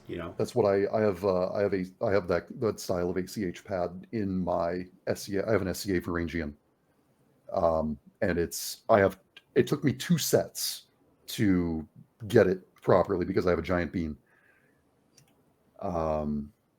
Yeah, so that's going to be number 1. Anytime you get a piece of hand-me-down armor, you need to give it a once-over because there's no guarantee that it was ever passing. Check all your rivets. If you have hand-me-down armor, you need a file, you need a ball-peen hammer, and then you need a hole punch. One of those squeezy multi-adjust hole punches that you can get at whatever local hobby store you have is probably going to work. The file and the ball-peen hammer are to make sure that all of the rivets on it are going to be rounded. Okay. A thing that some people do, I've done it in the past, is that when you're setting rivets, if you don't peen them enough, you end up with a sharp point at the end of the shank of the rivet, where all of your peening kind of flowed downhill from it, so you end up with just like a sharp point at the center. Or if it's on a curved piece of armor, you may find that the head on the backside is actually a little bit bent or twisted, and there's an edge sticking up. So as you go over those rivets, like if you don't have an anvil, I mean, you can, as long as it's hard and has no bounce, like take a 4x4 and take the head off of an old hammer, and by force or craft, wedge that hammerhead down in the end of the 4x4. The 4x4 won't bounce, and the head will give you a piece of metal to strike against. Okay. And all of a sudden, you have a quick, small head precision anvil that you can put on stuff. Incredible. My anvil is a piece of I-beam. And I use the edges and the sides and every corner of it to like reach into the armor and pound rivets when I have inevitably made it too complex of a compound shape to actually get an anvil inside of it. Okay. And just pound it off. Like it's better to take 5 minutes and make sure that everything is good. And this goes for when you're making armor too. Just spend a little bit extra time. Put on an album, get into a rhythm, go over all of your rivets one more time. It's going to save you the injury where if you get hit and an anvil or in a rivet isn't quite set properly, that'll bite you just as bad as armor. If you haven't, if you're not it'll careful. cut you. The heads on the outside of the armor, if people rub up against you, the armor checker at the event should catch this. But if it's sharp on the outside, that's going to catch weapons. It's going to catch skin. So when you catch hand-me-down stuff, give it a once-over. Give it a quick cleaning. If it's leather, maybe give it a little oil. Put a little bit of fresh. There's a product called Snow Seal that is it's beeswax and other wax that you can use to coat the inside of the armor and actually help create a sweat barrier so that the salt from your body doesn't leach into it and dry it out. Okay. Just give it a once-over. Give it some love. It's a fiber. Fibers have to be taken care of or they fall apart. Nexus, anything to add? I mean, talking about the falling apart armor, especially if you're getting hand-me-down armor that may have been just sitting in somebody's basement for years, it can dry rot. Okay. So if they haven't been taking care of it, then you might, like especially the straps, may have dry rotted off of them. And you may just need to replace some straps because they could have been stretched or they could just be falling apart and they need some help.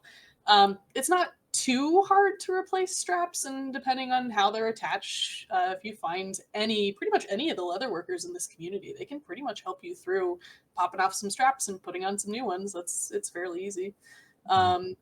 definitely would err on the side of larger armor is easier to adjust than smaller armor. Mhm. Again, with putting the blue foam in there, I tell people if I've made you a thing and it is a little too large, just pop some of that foam in there. Also, it's going to make it more comfortable. If you've got a large piece of armor and you don't do that and you get hit, it'll slap you. It'll slap your skin if you've got nothing in between there, and that hurts too. Fair enough. I'm self-consciously looking at my armor right now. What oil should you use to maintain it? There's a couple products. Like there's a lot of brands that make them. Leather balms. So you probably want to stick more to natural ingredients. If your armor is hardened, like mine is, I generally try to avoid putting a lot of like liquid oil in it because I worry about it like opening the fibers up too much. So for that, I use just like a leather care and conditioning. Like I use saddle soap to clean it. Saddle soap is incredible. You can buy it at any shoe store, any cobbler. It is going to help clean your stuff, which all of you out there listening right now, I'm talking directly to you, the audience. If you haven't cleaned or taken care of your boots recently, do it.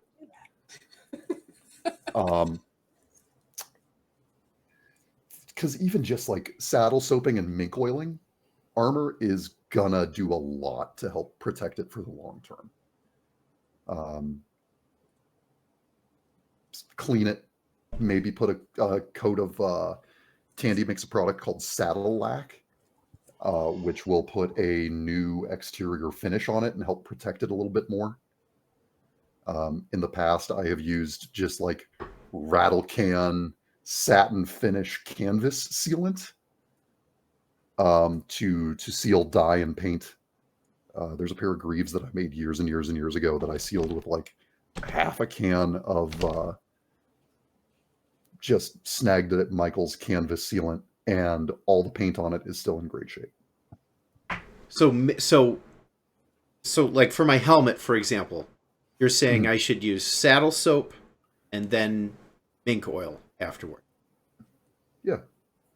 I wouldn't say that mink oil is.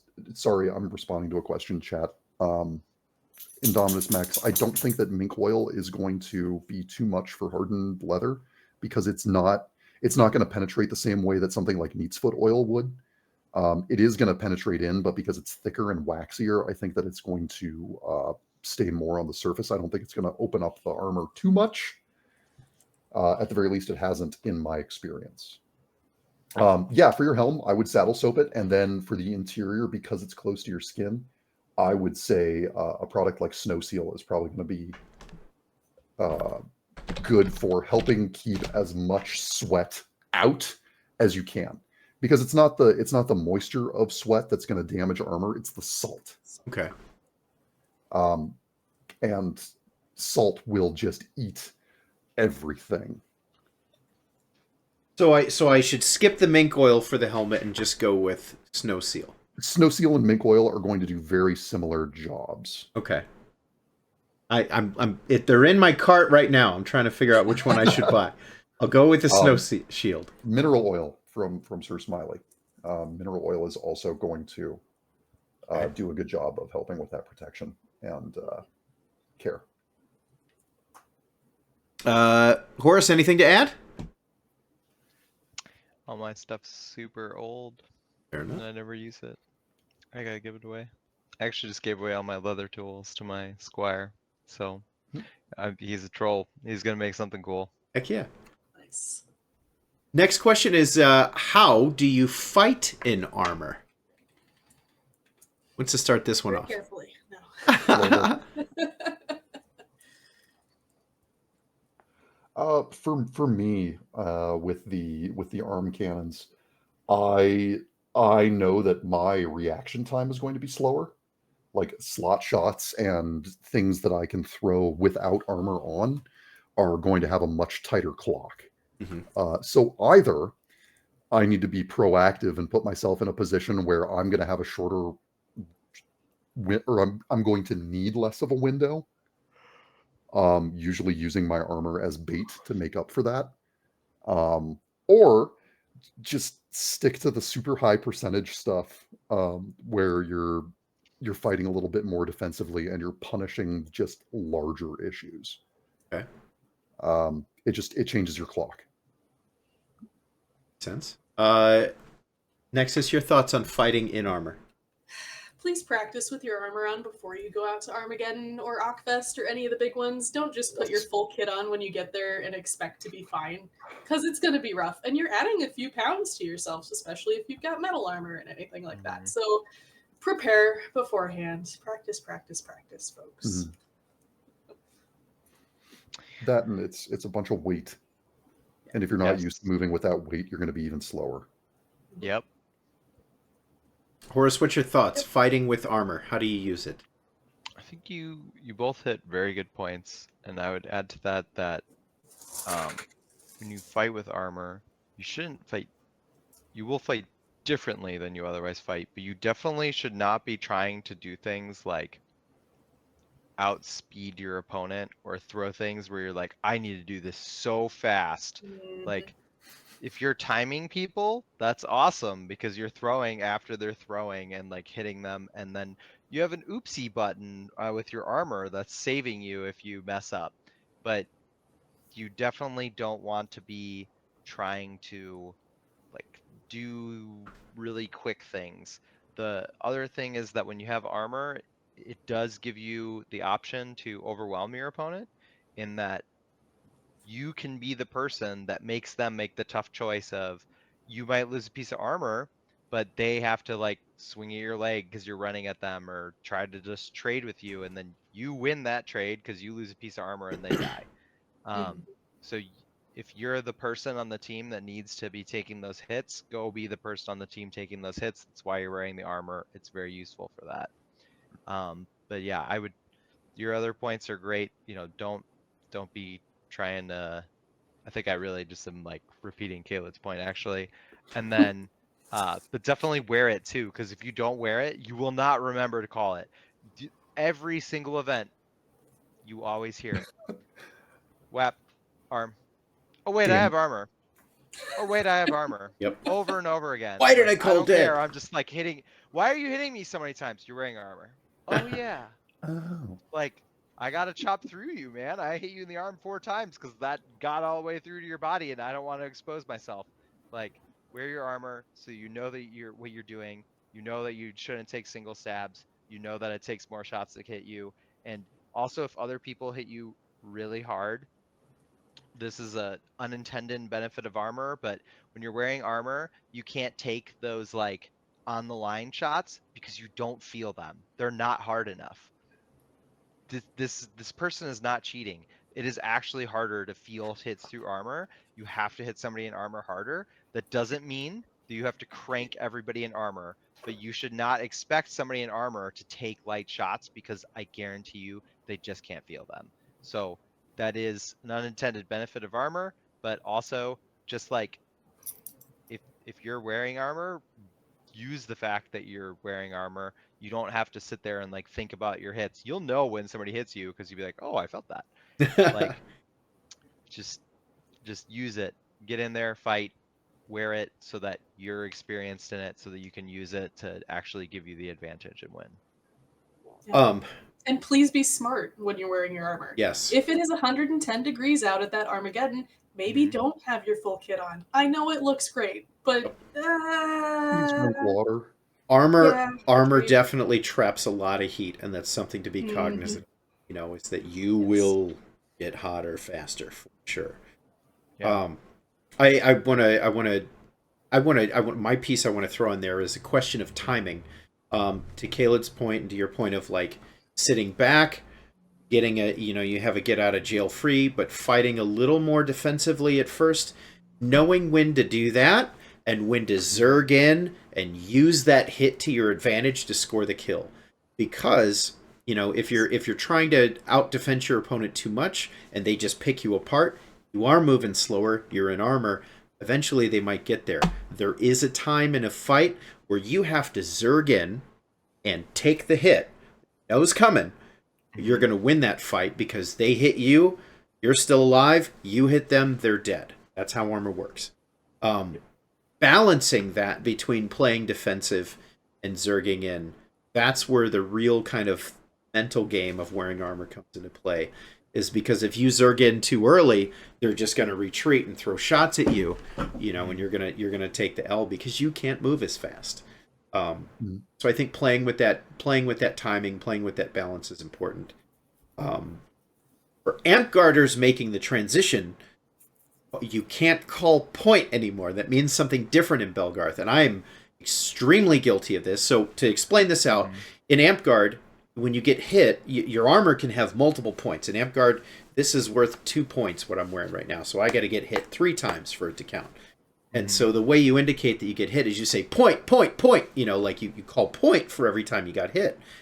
In Belgarth, point means that somebody shot or threw a projectile at you. Point hit, and they call point. If you start shouting point, people get really confused. You have to say armor.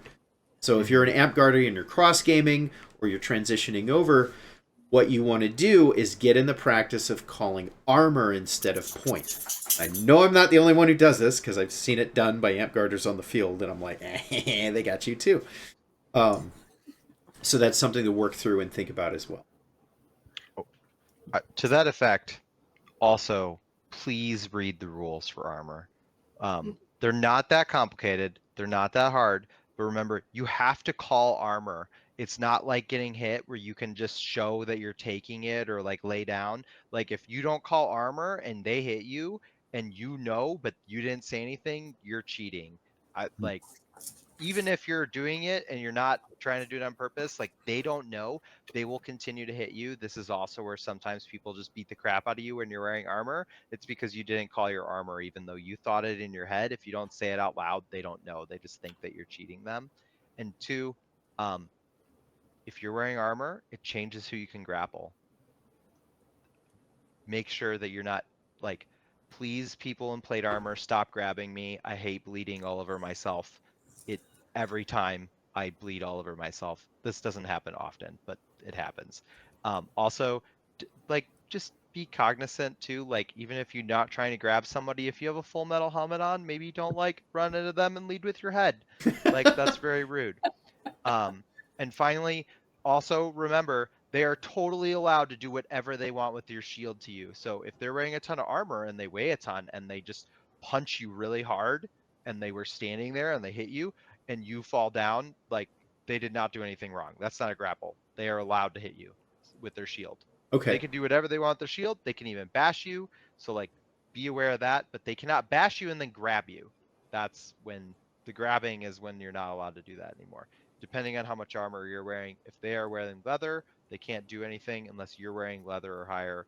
Metal, same thing. Like you can't grab people in leather armor if you're wearing metal, only other people who are also wearing metal armor. You can grab weapons, which Connex just said. And that's, if it's like a spear, that's fine, but I would personally just not grab people's weapons because unless it's like a spear stabbing in a line, because there is very little chance that you're grabbing somebody's weapon doesn't straight turn into a grapple. You're going to grab their arm without thinking, and it goes from not cheating to cheating really fast. And also the reason that those rules are there is because it gets dangerous, and leather probably would be fine. They'll probably be okay. Metal, again, I hate bleeding on myself. It's literally happened more than once. Somebody in plate armor tried to grab me. When they tried to reach over me, they hit me in the head with their bracer, blood everywhere. Like, don't do it. Don't do it. Don't grab people. Any final thoughts on fighting with armor? Remember that the gaps in your armor are not armored. Yeah. The eyes of this helm are not armored. If somebody zips me and it bullseyes the eye on my helmet, even though the arrow is going to touch the rim of it, but that arrow strike is still primarily on an unarmored area. So that's something that a lot of people occasionally struggle with. But that includes like arm cannons. If I am wearing my arms and I get slotted in the elbow, that is an unarmored target.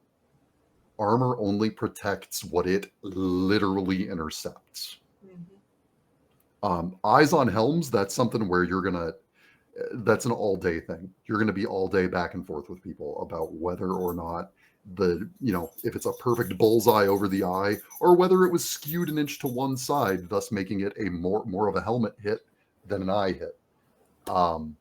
Just do your best. Like, the whole game is built on all of us working together to try and play the same game in the same way.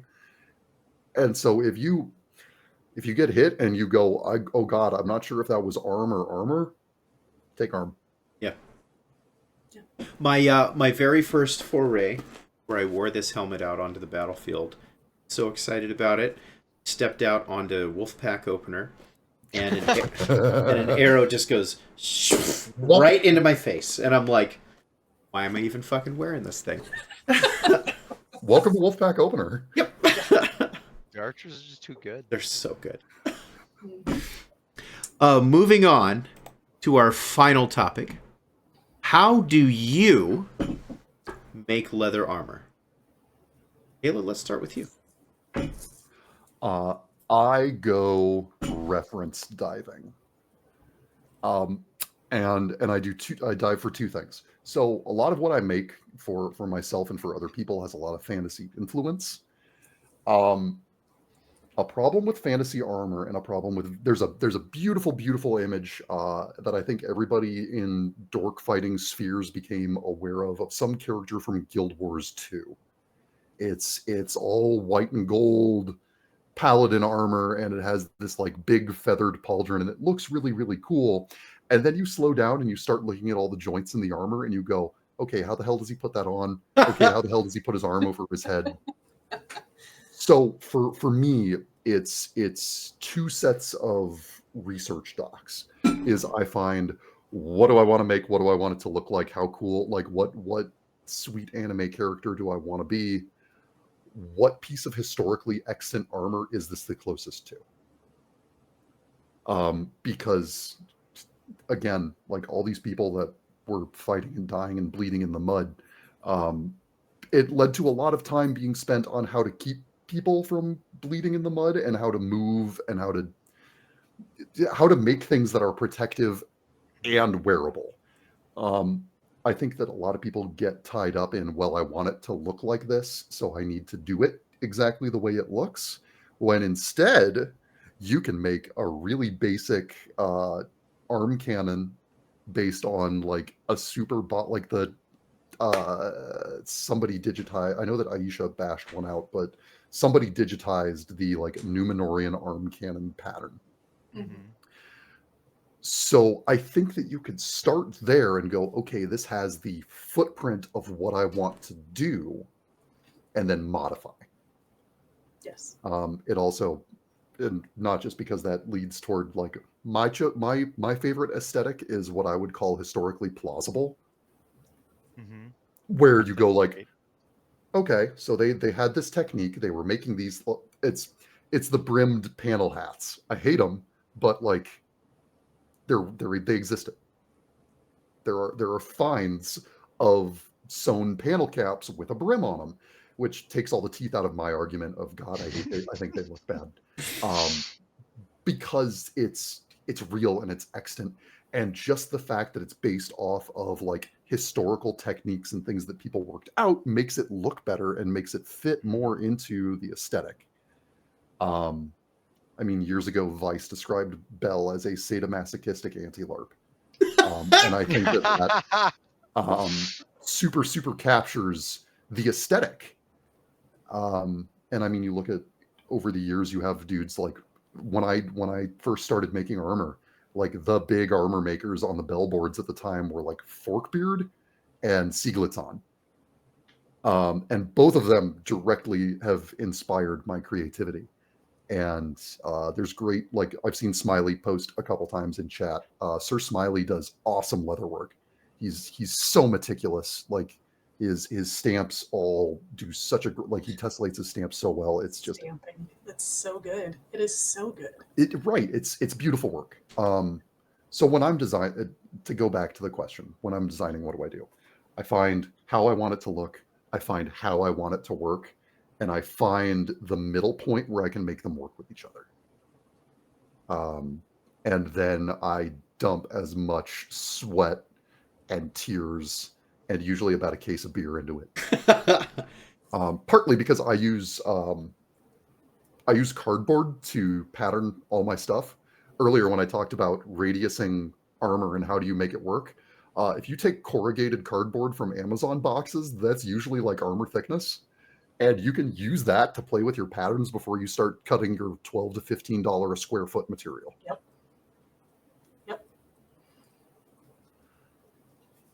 I'm gonna ask Nexus, what's your design process? Oh man, so there's two different ways to go about this. Let's go first from if you were making armor for yourself. When I made my first suit, it was actually what I was wearing at the beginning, was my first thing that I'd ever made because I jumped off the deep end. Oh, that was the first thing you ever made? Yeah.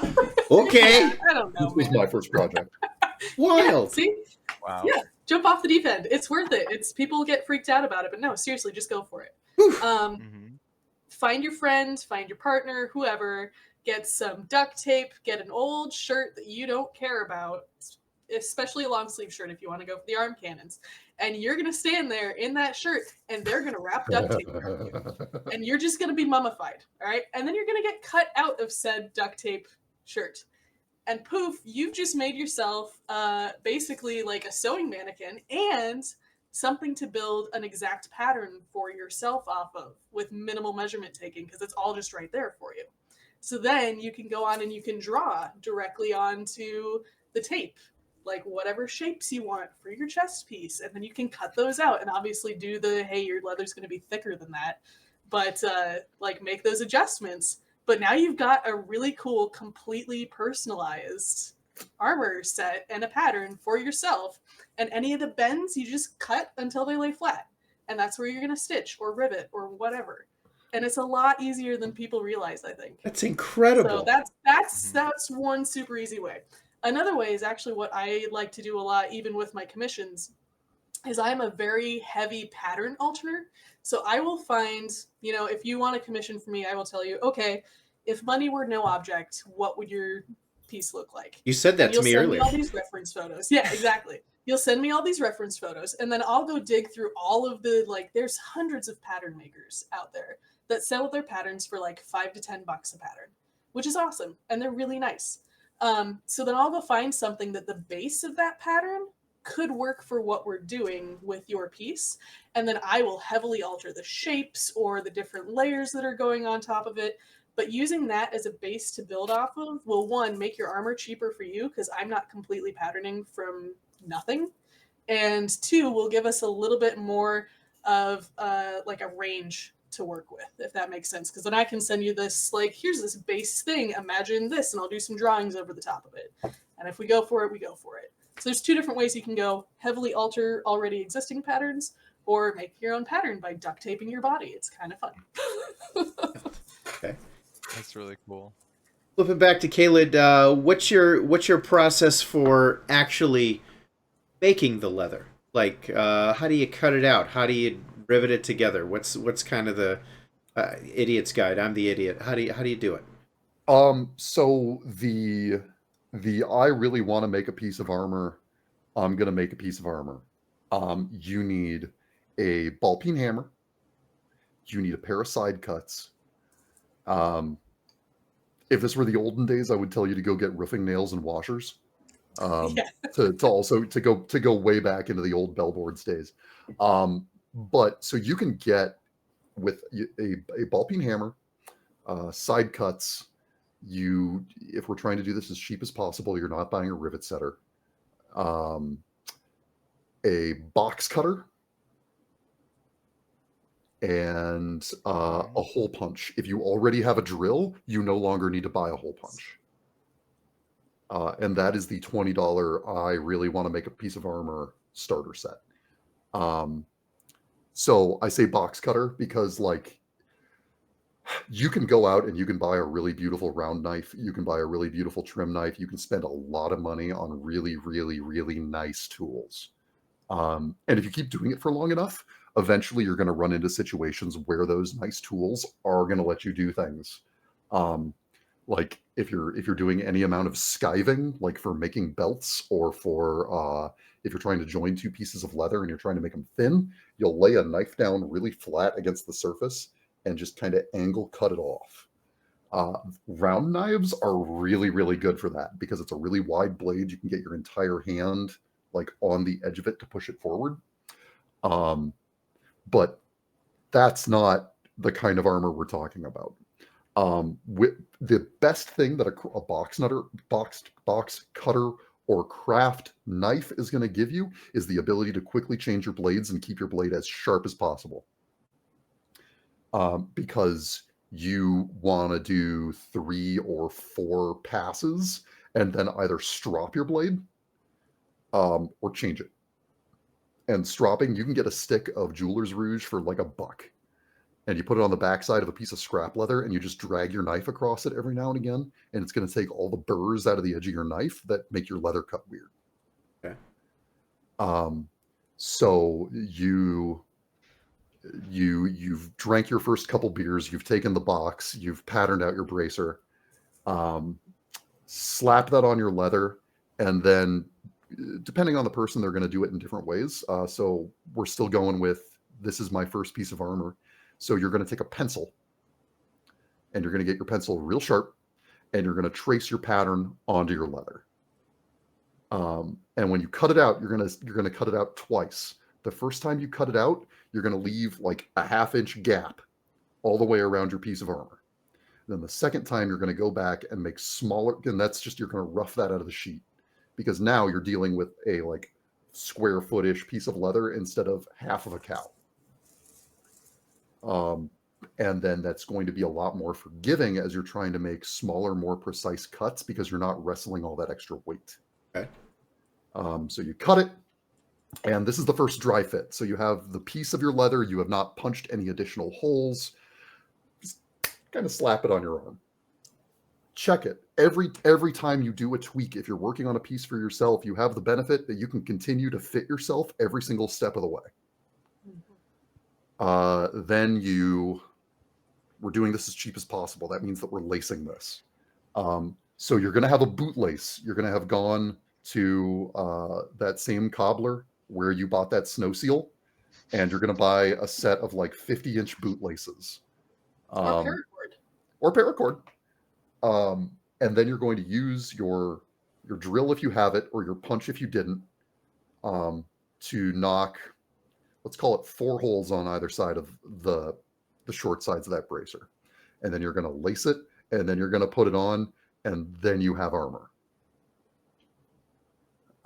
So you can be from 0 to bracer in, if you know what you're doing, 30 minutes. I would have to dig up a picture of it, but there is a Baza band that I made myself. I put it up on my Facebook a while ago for those of you that know me on Facebook. It's red and gold. It has a realm symbol on it. I think actual work time from cutting it out to hardened, finished, saddle-lacked, done, it was maybe an hour and a half of total work, including tooling time. Impressive. But in general, my process is I try to, like any other creative endeavor, I try to have my chores knocked out. I try to have anything that might rise up to pull me away from my bench done. Okay, that makes sense. So you can focus. Yeah, and then I put on music and I just relax because it is a repetitive process. Nexus, what's your well before I ask, Sir Smiley has a link to some resources in the chat.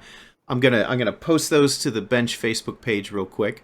Nexus, take us through your process and maybe in the same vein that Caelidh went through as far as like doing it for the average person. How do we do it inexpensive? No, honestly, I think Caelidh hit the nail on the head. If you are looking for the easiest, cheesiest, bare bones, don't want to throw a lot of money into this, that's going to be perfect. I think the caveat that I will give people to that is, especially if you're looking online for different ideas and things, the hardest part that I had when I first started leatherworking is there is so many different conflicting answers out there for the right way to do something. And especially in leatherwork, I have found that if you find something that works for you, run with it, because it's not necessarily wrong. Play with what works best for you, especially if you're getting started, especially if you want to play around with just doing tweaking on things or taking an old piece of armor from somebody and making it your own. There's really no wrong way to do it. There are a million leatherworkers in this community that are fabulous and want to chat with you because we're all very passionate about it. So reach out to any of us for that. But no, absolutely. If you want to start bare bones basics and not drop a lot of money, Caelidh hit it right on the head there. Tell me a little bit about painting and sealing. What's your process there? Okay, so a lot of what I do, there's a few different ways that you can get color and stuff. You can get leather dyes. I actually don't work with dye a ton, to be honest. Most of my color you can use almost any acrylic paint. What you're going to want to do is you're going to want to thin it down with water. And instead of just slapping it on and calling it good, you're going to want to do multiple layers. So it's going to take a little bit of time. You got to be patient with it, letting it dry in between coats. Do multiple layers on your leather. What's happening there is the paint pigment is being absorbed down into the flesh of the leather, and it will help it stay in the long run. If you just do a straight up swath of paint that you aren't doing multiple coats, it hasn't been thinned down, it's just sitting on top of the skin and will eventually flake off. So if you're doing those smaller coats that have been thinned down, it's actually absorbing.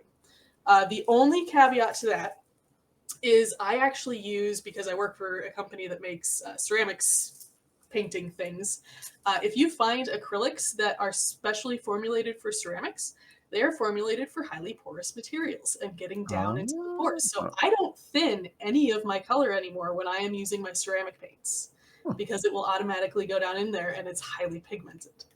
So those are fabulous, but layers is going to be the way to go. If you're just using those $2 apple barrel paints from Walmart, you can absolutely do that. Don't let people think, oh, you've got to go buy that $7 1-ounce jar of Angelus paint. Just no, go get the apple barrel stuff in the color that you want, thin it down, do lots of layers. You're going to be fine. Absolutely put a sealant over the top if you are working with acrylics for sure. Definitely nice for dyes, especially if your stuff gets wet at any point. It might leach out over time. So I like to use, that's where I will use the Angelus stuff and the name brand stuff. I will use more name brand sealers. Personally, I haven't used anything other than those, but I know there's people out there that do, or they'll just wax the top of it and that works. Yeah, what do you use, Caelidh? Pledge acrylic floor polish. Okay, yeah, yep, I've heard people doing that.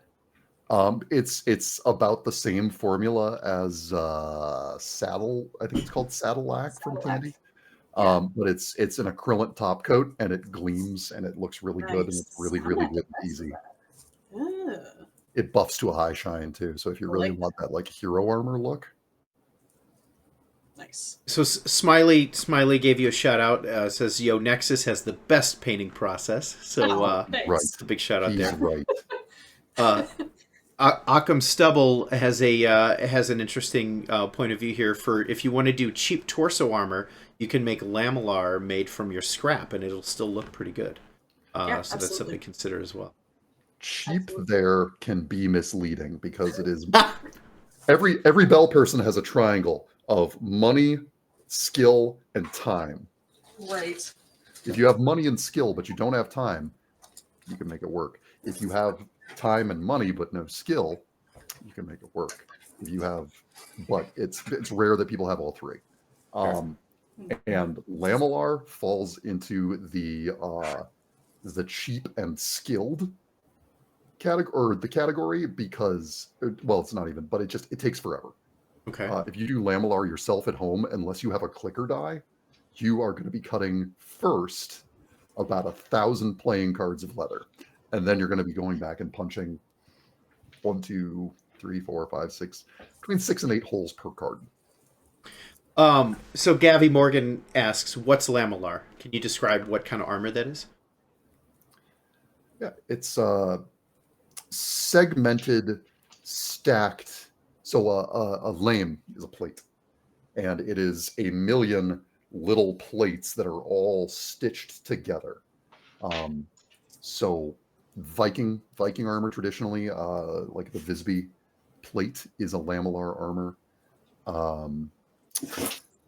A lot of samurai armor is going to fall into the same category of what we think of as lamellar, because it is stacks of small plates that are laced together.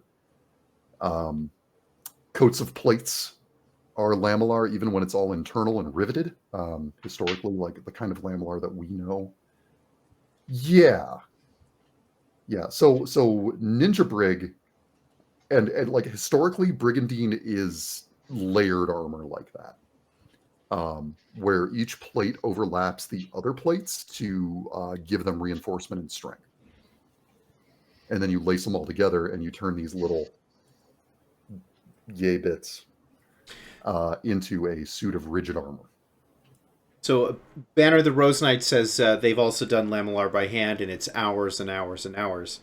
And Occam Stubble says, it can be time intensive, but you can get a shirt out from scrap and Paragord from around $50 to $80. Yes. Especially like if you have a lot of friends in your realm that do leather work, ask them for whatever tote of scraps they have on hand. They have it. They have it. It's there. I've got like 7 out back there. Mm-hmm. So I know some people are vegan and some people have ethical concerns about leather. Do you know of any like alternative materials that will function as leather and be Bell legal, as and still something that works as leather but isn't harvested from an animal, or anything that works in that capacity? So if you want leather specifically, there really isn't. You'd be looking at, you go in chain or plate. Mm-hmm. But I know that there's stuff in process right now that's being made out of mycelium. So they're doing mushroom leather.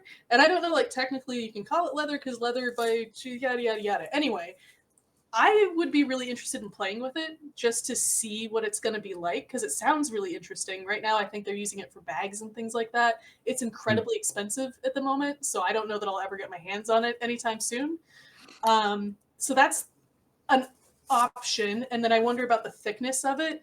Again, with Bell, you can layer your leather on top of each other to meet thickness, so that would be fine. But again, if this stuff is going to be so expensive like it is now, I don't know that it's going to be worth it in the long run for that, when you could just go get a chain shirt or something like that. But yeah, that's something that's coming down the woodwork that I've seen for a while. I'd be interested in it. I don't know if it'll have the same qualities as leather. One of my favorite things about leather is that it is both a 2D and a 3D art medium at the same time. So the carving, the tooling, the painting, all that kind of stuff. But then you can also shape it and turn it into sculptural forms. So like I did all of my flowers for my wedding out of leather. And I don't know if you're going to be able to get that exact same feel from the mycelium stuff that's coming out. Honestly, that feels like, I'm traditionally, I've always had the opinion when people start bringing up plastic, I'm always like, no, we should stay away from it. But I've never really thought about it in terms of ethical concerns. And maybe there's an argument there. I'm not saying there is. That's not my stance. But, maybe there is an argument for some kind of plastic materials to take the place of leather specifically if somebody has an ethical concern around it. I think that plastic, as cool as you could make it, like I can imagine somebody making really cool armor out of plastic. I think that the problem is you're going to get a lot of armor that looks like shit made out of plastic. Yep. Mm-hmm. I would much rather just them allow titanium or shark mail in Belgarth. Yeah. Then you're working with materials that weigh the same. And don't breathe. Yeah. Mm-hmm. Yep. Exactly. So it's, if we're continuing to dig back into the way back of threads that I saw rise up and get beaten to death like 5 or 6 times on the bellboards, linothorax is always something that has come up, and linothorax has always been the one that's had the most hilarious arguments, because you get like the antiquity scholars who are like, no, Alexander the Great absolutely wore laminated cloth armor. And for all the argument about it, like at the end of the day, if nobody makes it and brings it to an event and challenges the status with it. And what is line of thorax? I have no idea what that is. Line of thorax is a laminated cloth armor. So you take cloth and adhesive. It's basically fiberglass. So like fiberglass being, or carbon fiber sheeting, where it's a sheet of cloth and then an adhesive and then sheet of cloth and so on, until you get to a thickness and rigidity. And like the story there being that historic plausibility is that one, a material like that would absolutely decay to the ages. So the odds of finding it are very, very slim. But we've seen people talk about it. So there's some historical precedent for it. And it would probably work just fine for what we do. I would just, because then the question is, okay, how many t-shirts do I have to layer before it's armor? So then you also need rules about like, okay, how do we make sure that it's rigid enough? How do we make sure that, and like the visibility rule of armor has always been the bleeding edge that people flirt with, because Ninja Brig is not distinguishable at armor by people that are not fighters. Totally. It is recognizable to us because it is something that has become so ingrained in our game that people know what to look for. But Ninja Brig, really, really, really well-made Ninja Brig, you can be inside of 5 feet from somebody and all of a sudden you go, oh, they're wearing armor. Yeah. That's why it's Imagine called that poor Ninja group Brig. on the field. Yeah. So I think that like in Linothorax, there is a historic option that I have yet to see somebody make. And if someone bribes me with enough money, I will make an effort to make it just so I can say, there it is, talk about it. Yeah. Oh, the aluminum is the other one that'd be cool if we legalize, because like, yeah, it's really hard to tell that aluminum is aluminum. Like, it just looks like metal. And I do think that's the one thing that historical, like the way that it currently is that you always get a good look from armor because it has to be made of the materials that it has to be made of right now. And I don't, with Linothorax, like nobody actually knows how to make Linothorax, right? Like nobody's gonna make it and bring it out. And even if they do, is that really it? Like if somebody does it, then let's have that conversation. And then with plastic, like again, like people aren't gonna, they're gonna bring the pickle barrel armor out. Like, Yep. It's the same reason we don't let Bar Grill SCA helms out too, right? Like, even though those kinds of helms have a lot of historic precedent, and it was a rule that was just made to keep SCA helms out. Yeah. That's exactly why it's there. I mean, I don't really care, but I get that people don't want the field to be just full of SCA helms. So Indominus Mex makes an excellent point about pre-Columbian civilization used to wear a densely packed cotton armor that was sometimes brined in salt water to provide, protection. I know we're way out of time, but what's your thoughts on opening up armor to allowing like a real gambeson, like a thick, heavy cotton gambeson is being allowable for armor? Because that's ethical, to somebody who doesn't want. I think that falls under the playability column. Yeah. If the column for deciding if a rule is good for Bell is safety, playability, realism, I think that the playability check on that is where it struggles. Because Ninja Brig, like we were just talking about with Ninja Brig, I think that that is already flirting with the line of what is perceivable as armor. And I think with the speed at which Bell encounters occur, we have a really, really short time to kill. And in those 5 seconds when you're rolling up on someone, you have to quickly visually scan, okay, this is what they're carrying, this is what they're wearing, here's what I need to do. And I think that cloth armor, a lot of kinds of cloth armor, end up in that not distinguishable as armor at a glance. I mean, it's why people wear it's why people wear chainmail over their surcoats. It's why people wear chainmail outside of garments that they wouldn't have. Yep. Because it has to be visible. Yeah. Yep. So I think that like the necessities of making something viable as a game mechanic are going to come in around different corners of realism. Where like, yeah, absolutely, people would wear jack chains, which is just it's a like 1.5 inch wide strip of metal that goes up the outside of your arm, and then it has a little elbow dish, and then a strip that goes up your forearm, and then a gauntlet. Jack chains are actually surprisingly good armor, because if somebody swings at you and you put your arm up, it's going to hit that big piece of metal. But for the sake of our game, jack chains would not be a functional fundamental armor because it's such a narrow piece. How do you prove where the actual impact was? That makes sense. Yeah. I mean, you say everything that I was going to say, so therefore I'm going to go back to the same thing that I've said a couple of times on this. People are going to be dumb, and if you have that giant padded gambeson and it's 110 degrees at Armageddon, people aren't going to want to take it off. Yep. And we're going to have people keeling over in the middle of the field, which is a safety hazard in and of itself. So, yeah.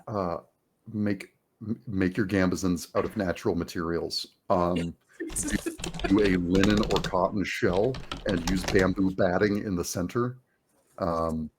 It may feel like a silly thing, but the breathability is going to make all the difference in the world, because natural fibers are going to transport that sweat a little bit better, so it's going to get the moisture to the outside of the gambeson where the wind is going to take it. Okay. Question for Nexus from Indomitus Mex. I'm assuming you've made custom patterns for leather. What is your process? I am a novice leather worker and have been working on a pattern for a helmet, a 3D printed, and it hasn't been coming out nearly correct. This is Topaz. So for helmets, I actually made my first helmet with bow, and I have these grandiose dreams of it looking super cool and everything. So the easiest way that I've found to make a helmet that you can still make aesthetically yours is to start, and I don't know if you're going to be able to see this, there's literally just a circular strap, and then I just build panels around that. Like, that's going to be the easiest way to come up with a helmet build that you like without having to go in and be like, okay, I like this bend here, now where does this flatten out so that bend stays at the correct shape? Honestly, just play around with panels and just use a band of leather right here as your base piece for it. That's what I would recommend. I mean, if you want to go like super in depth, send me a message and we'll chat and see what we can figure out for you. But that's how I made like ridiculous looking stuff, is just by starting with a band and just building off of that band. If that makes sense. Yeah, that does make sense. I'd have to see what kind of a helmet you're trying to make, though, to be able to give you a better like idea for building that pattern. And I know there was a question that came in through the Facebook through a Facebook post. Somebody, they have a table, they hate it. What table would you recommend for leatherwork? If somebody had to go out and buy a table for leatherwork, what would you recommend they buy? So my table that I have back there, you can kind of see it. We actually found it at one of those restores, but it's just a thick wooden table. I don't even know what it's made out of, but it's got metal legs on it. You can use almost any table, the harder the better. But if you don't have a hard table and all you have is unfortunately one of those plastic fold-up tables, go to your nearest people that make headstones and ask them if they have, or countertop people, and ask them if they have any scrap from their granites. Mm-hmm. And you can put down a chunk of granite. It doesn't have to be pretty. It doesn't have to be square, but that's going to help eliminate the bounce that you get from either a flimsy table. It's not going to be the best ever because you have it on a flimsy table, but it'll be better than just working straight off the table. For the longest time before I had a good table, I was down in the basement area of our apartment on the cement floor. Oh, wow. Not great for my body, but it worked. Okay. So for a table, it sounds like the number one thing you're looking for is rigidity, is you want it to be hard. Okay. Something that got years ago in the wave back, there was a dude in New York named Hivemind. And I messaged Hivemind. I was like, hey, do you have a pattern for that armor you made? And I got it. But one of the things that he pointed out to me is that whatever your work table is, however, wherever you're set up, whatever it is, you need to have one spot on that table that has as close to 0 bounce as possible. And the way that I have forever done that is that when I build a work table, however else all the rest of the legs are set up, one of my legs is a 4x4. Yeah, and then work directly. Right. And then I work right over the top of that, because when you're tooling, and Smiley hit it, you don't want bounce. So by having one really solid leg and putting your tooling surface right over the top of that, because you're just repeatedly whack, whack, whack, whack, hitting your surface, the more it bounces, the more your individual tools and your leather are going to move. Okay. And bounce, in the long term, bounce is going to make what would otherwise be a really beautiful piece turn out kind of muddy and sloppy, because you're not going to get crisp imprints from your tools. So working on the floor is also perfect for that. Another way that I got around that is I actually almost never use any sort of mallet tooling process for years. I only recently figured out how to properly use a mallet and a tool like a couple of months ago, because I took a class with a phenomenal leather worker, and the whole reason was because I wanted to learn how to do this. But I was just using mostly swivel knife and modeling spoons. Oh. So again, you don't have to do the exact same process, and a lot of those stamps and the different things are going to cost a lot of money, especially if you're getting started. It may be nice to just buy a swivel knife and a modeling spoon and work those in. You're going to have to muscle your way through it. You might break a couple modeling spoons, but it's another way that you can start getting some really cool design work without having to worry about the bounce or anything like that. I really want to check out the Springfield leather tattooing gun. Oh, I have one. Then I'm going to have to cool. hit you up. Oh, yeah. I'll bring it with sometime to an event. It's cool. So I want to thank both our guests, Caelidh and Nexus. Thank you for walking through this with us. Really appreciate it. This has been a fantastic show. Again, thank you very much. We're going to close it out. Thank you for watching The Bench with us. What? I missed it. I love that haircut. Haircut? What? Who? What? What am I looking at? What are you talking about haircut? This haircut's so good now. So Nexus got the introduction with the pheromones, with the spray, but my introduction to Frosty was the glorious lion mane. He had hair like halfway down his back. It was so luxurious. It was amazing. Like everybody's like, "Who is that guy?" Like, is he on? How? So I missed it. Was he on screen? Where did that come from? Yeah. Oh, I must have switched. Just got home from work. Yeah. I switched right before he. So I was like, "What are you talking about?" Frosty, come back. Is Frosty still there? Frosty, come back. Show the stream. They want you to come back again. What am I doing? You're saying. We just want to see your face. They just want to see your face. So he can't hear anything because I've got you guys running through my headset. So they just want to see. Hi, friends. Hello. Hi, buddy. Hi, internet people. I know you can't hear me, but I'll say Love you hello anyway. all. So anyway, there you go. Hell yeah. Thanks. Bye. I literally switched to just me and Horace right before he came on screen.